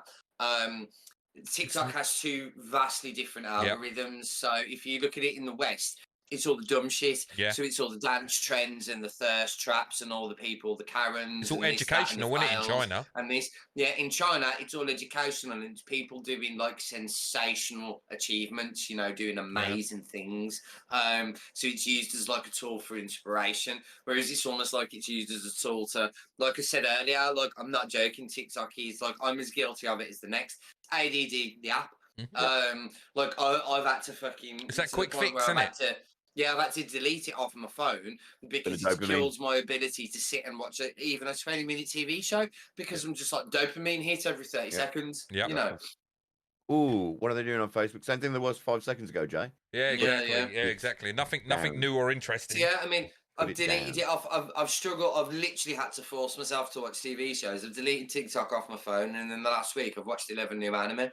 Like I say, well, it's like anything. Like you feel, going back to your point about, you know, the was it BMI? Was that UBI, Universal UBI. Basic Income. Yeah, UBI. So that, you know, it's like the stress relief of scrolling up now, isn't it? It's like you say, that dopamine hit. And spending time. I mean, I find that I've got no time, so I watch something while I play something, which is not conducive because I don't pay attention to either, and then I'm half-assed on both. So, but like, because I feel the stress of time, then the idea of having that UBI sounds like, oh yeah, that'd be good, because then it alleviates some of my stress. However, if that did come in and it was off social standing, guys, this podcast alone puts us in pariah land. So I might have to step aside, lads. It's like the idea of it's great, but I just wonder about the cravats that it comes with. Like, you get a UVI, but then you can never vote for anybody again. I can't ever see it happening, because the old added argument of like, you're giving people something for nothing, which I think the higher ups will be very vehemently against, you know. It depends. It depends on how much control. That's what I was about to say. Yeah, if it gives them a level of control over us, then maybe. Watch this space, people. Because the UBI, it's almost, you think about it like a contract. Now, I scroll through every terms and conditions in the world and don't read them. Don't bother reading them. Yeah. So if a bloke came up to me and punched me square on the dick, and I went, what the fuck was that for? You agreed to it. There you go. Yeah. What signature, mate? You said, yes, you can punch me in the dick at any given time that I feel like. And today, You were walking past Yeah, me. today, I just Today fucking, is I that woke dick up and went, punching day. that prick is having it. Yeah. So what would stop them then? I mean, fuck me. No, thank you. Virgin Media. You know, they put my bill up every fucking whenever they fucking feel like. And go, Yeah, yeah, it another is the same, £7. yeah. I know, yeah, but it's in your contract, isn't it? So you know. Yeah. Oh, that fucks me Um, off so much that you can sign a 2-year contract, but they've got fucking carte blanche to go. Price hike this month, mate. Price hike, mate. Yeah. What it is? You want that 350 meg, don't you? Well, 350 meg. Fucking hell. Two TikTok videos. That's about it.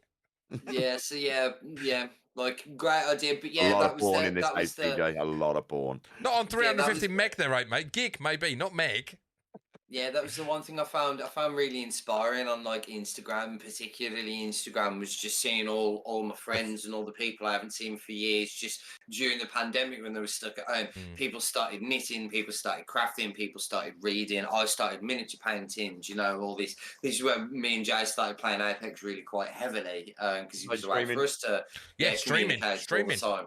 You know, so yeah, it was like it was a real fascinating insight to kind of what we could do if we all didn't have to just grind constantly, you know. Like say but that's the carrot. And like you said, I worry about the stick. Yeah, Because the carrot is you'll get more time, you'll get free time. Yeah. But then the contract changes and goes, but the thing is, to get this money that you like so much and gives you all your free time. Now, however, there's the clause that, like you said, you did sort of break the law when you crossed the road. I know you thought no one saw. But you can have this money, but you've got to do exactly what I say. Yeah. And I just feel like all these emergent technologies that are coming out at the same time, like you say, the whole UBI, the social credit score, AI and stuff like that. There's just, you can see ways of linking them all together to create something that's very, very Orwellian. Theoretical, but what if you have to catch the train and your social score is so low that they don't want you to catch the train because they see you as a threat? Now you can't get to work. Yeah. Now you're going into Black Mirror now. Well, there's that Black Mirror episode where it's like people's perception of you. Like, you know, they can up or down vote you, like depending on how, is interesting. But how far away are you going to get there? Yeah. Are we really that far away from we that? started that this ties podcast into what we were talking about earlier with all the likes on Instagram and the need for validation. Well, obviously that is but the only thing is obviously that. Yeah, I can't. Yeah, I mean that's taken it to the next. Looks like he's about to go. Well, your mum smells. I'm gonna toxic. Here we go. I can't win this fucking argument. So fuck you both. No. No. What I was gonna say is obviously that's taken it to the next level of like thingy, because obviously that then affected in the episode that affected like where they could go, what they could do. Like you were saying, like it would do in that perspective of you got jaywalking, it would hit your social score, which meant that you might not be able to use the train. Or you might not be able to eat here, or you might not be able to do this, and like it would affect what areas you could live and all. It's just interesting that like you brought it up, and it's like we can see something like that in like a Black Mirror. You know, Black Mirror is this like tinfoil hat series. Extraordinary for that though.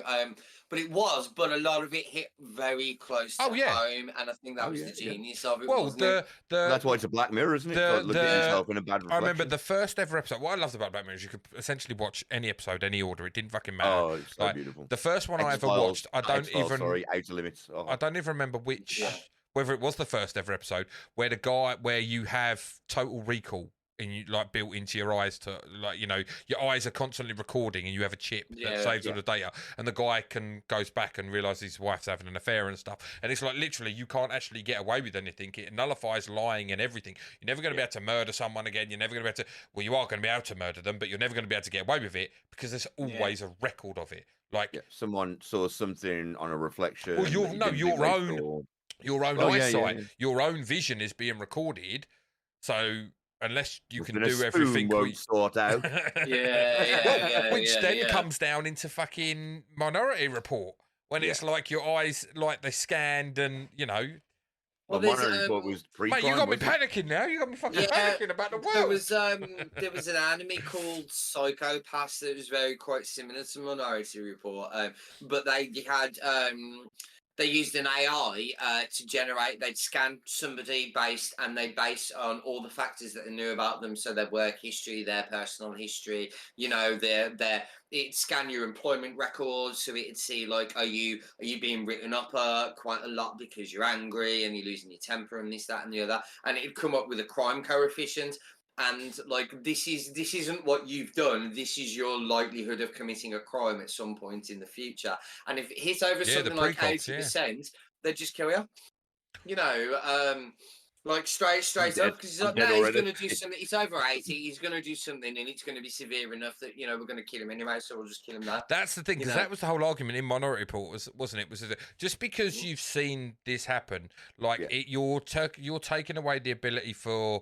Like for free will, so, like for the free will of someone to be able to stop themselves at the last minute. Like you're essentially saying that what has happened is a guarantee that it's going to happen, and there's no like. I always found it as a really fascinating concept.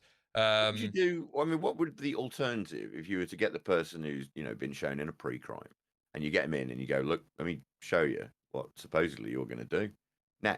Could it go one or two ways where that person goes, oh shit, all right, I need to change my ideology. I need to become a... No, I now need to know who, like, I pay someone to do it. In the case of like, oh, it's someone finds out that their spouse cheats on them, and they go, I knew it.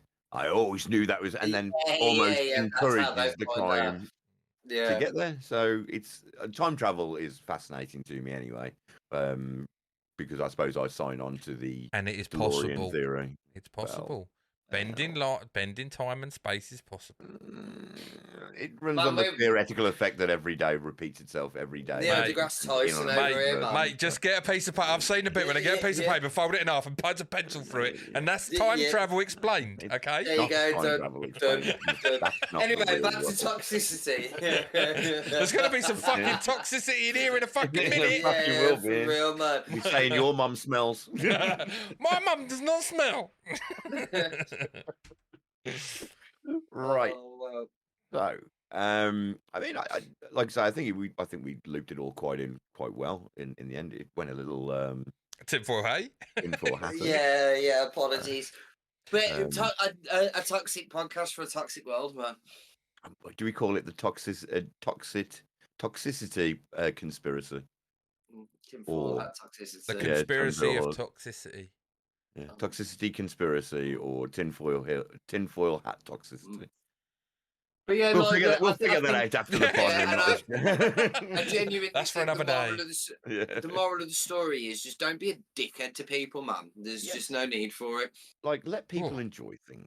Let people have fandom. Don't shit on people's fandom. Don't shit on people, because if what you need in your life is so pathetically so much that you need to go to a stranger on the internet, yell abuse at them to make you feel better, maybe just rethink your life. Yeah, it's fine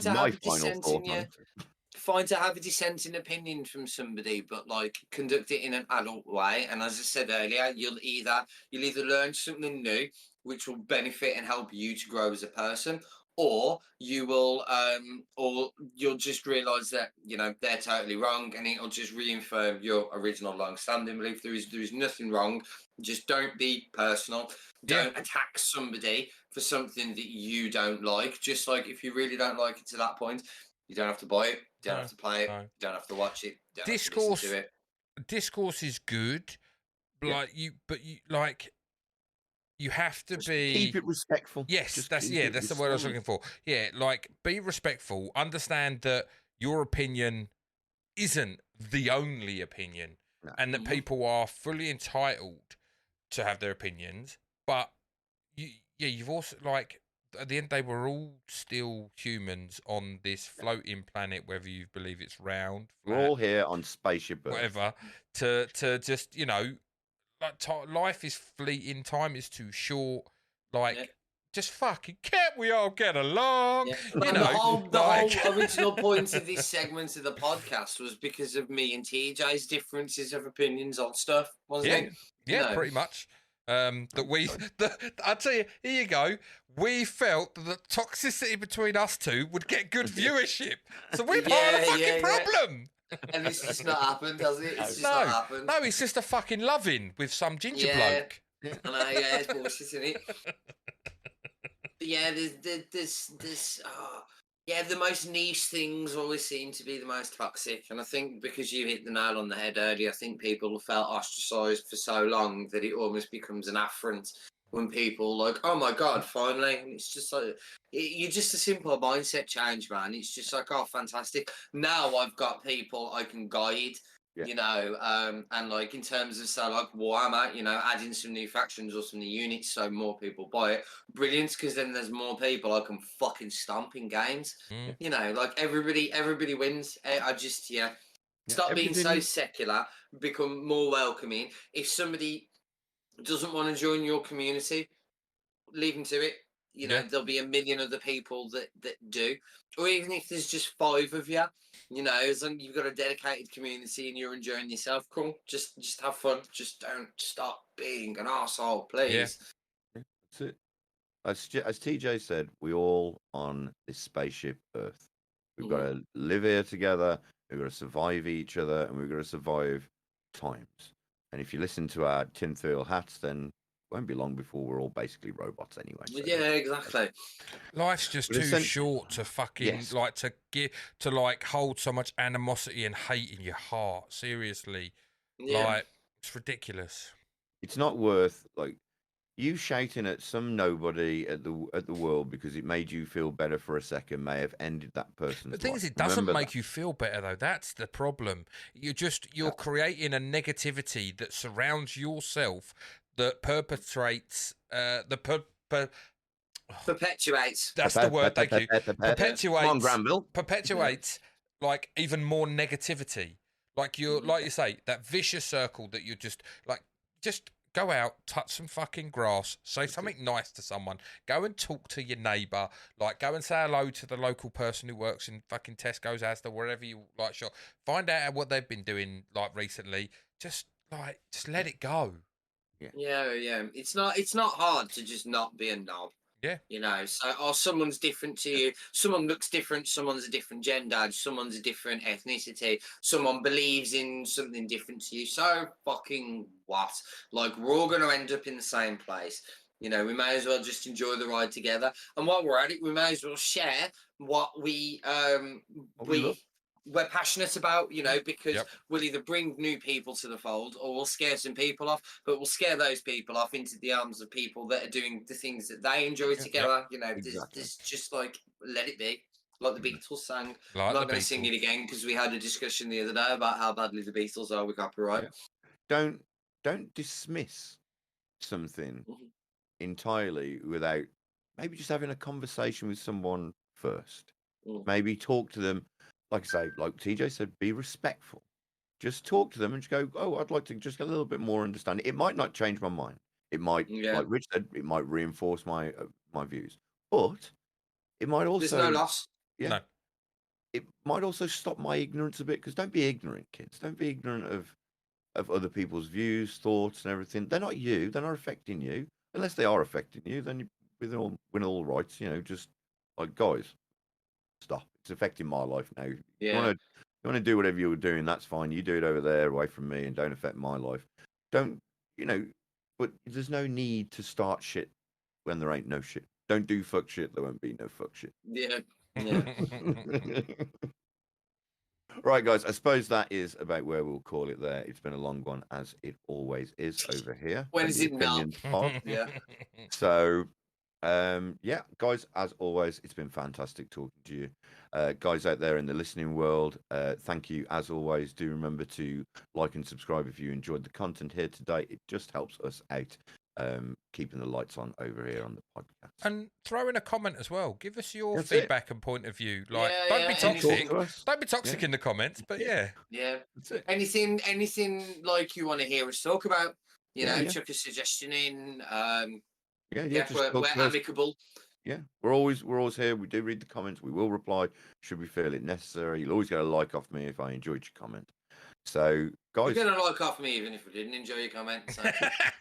You sucker. I just don't There you like. go. I don't like anyone, so I like Validation. nothing. I'm joking. Validation for you right there, guaranteed. You heard it here first. Right, guys, so that's the thing. That's about the end of the podcast. So I'm going to pimp my wares, and then the other guys are going to pimp their wares. So I'm Firefly Zero or Jay.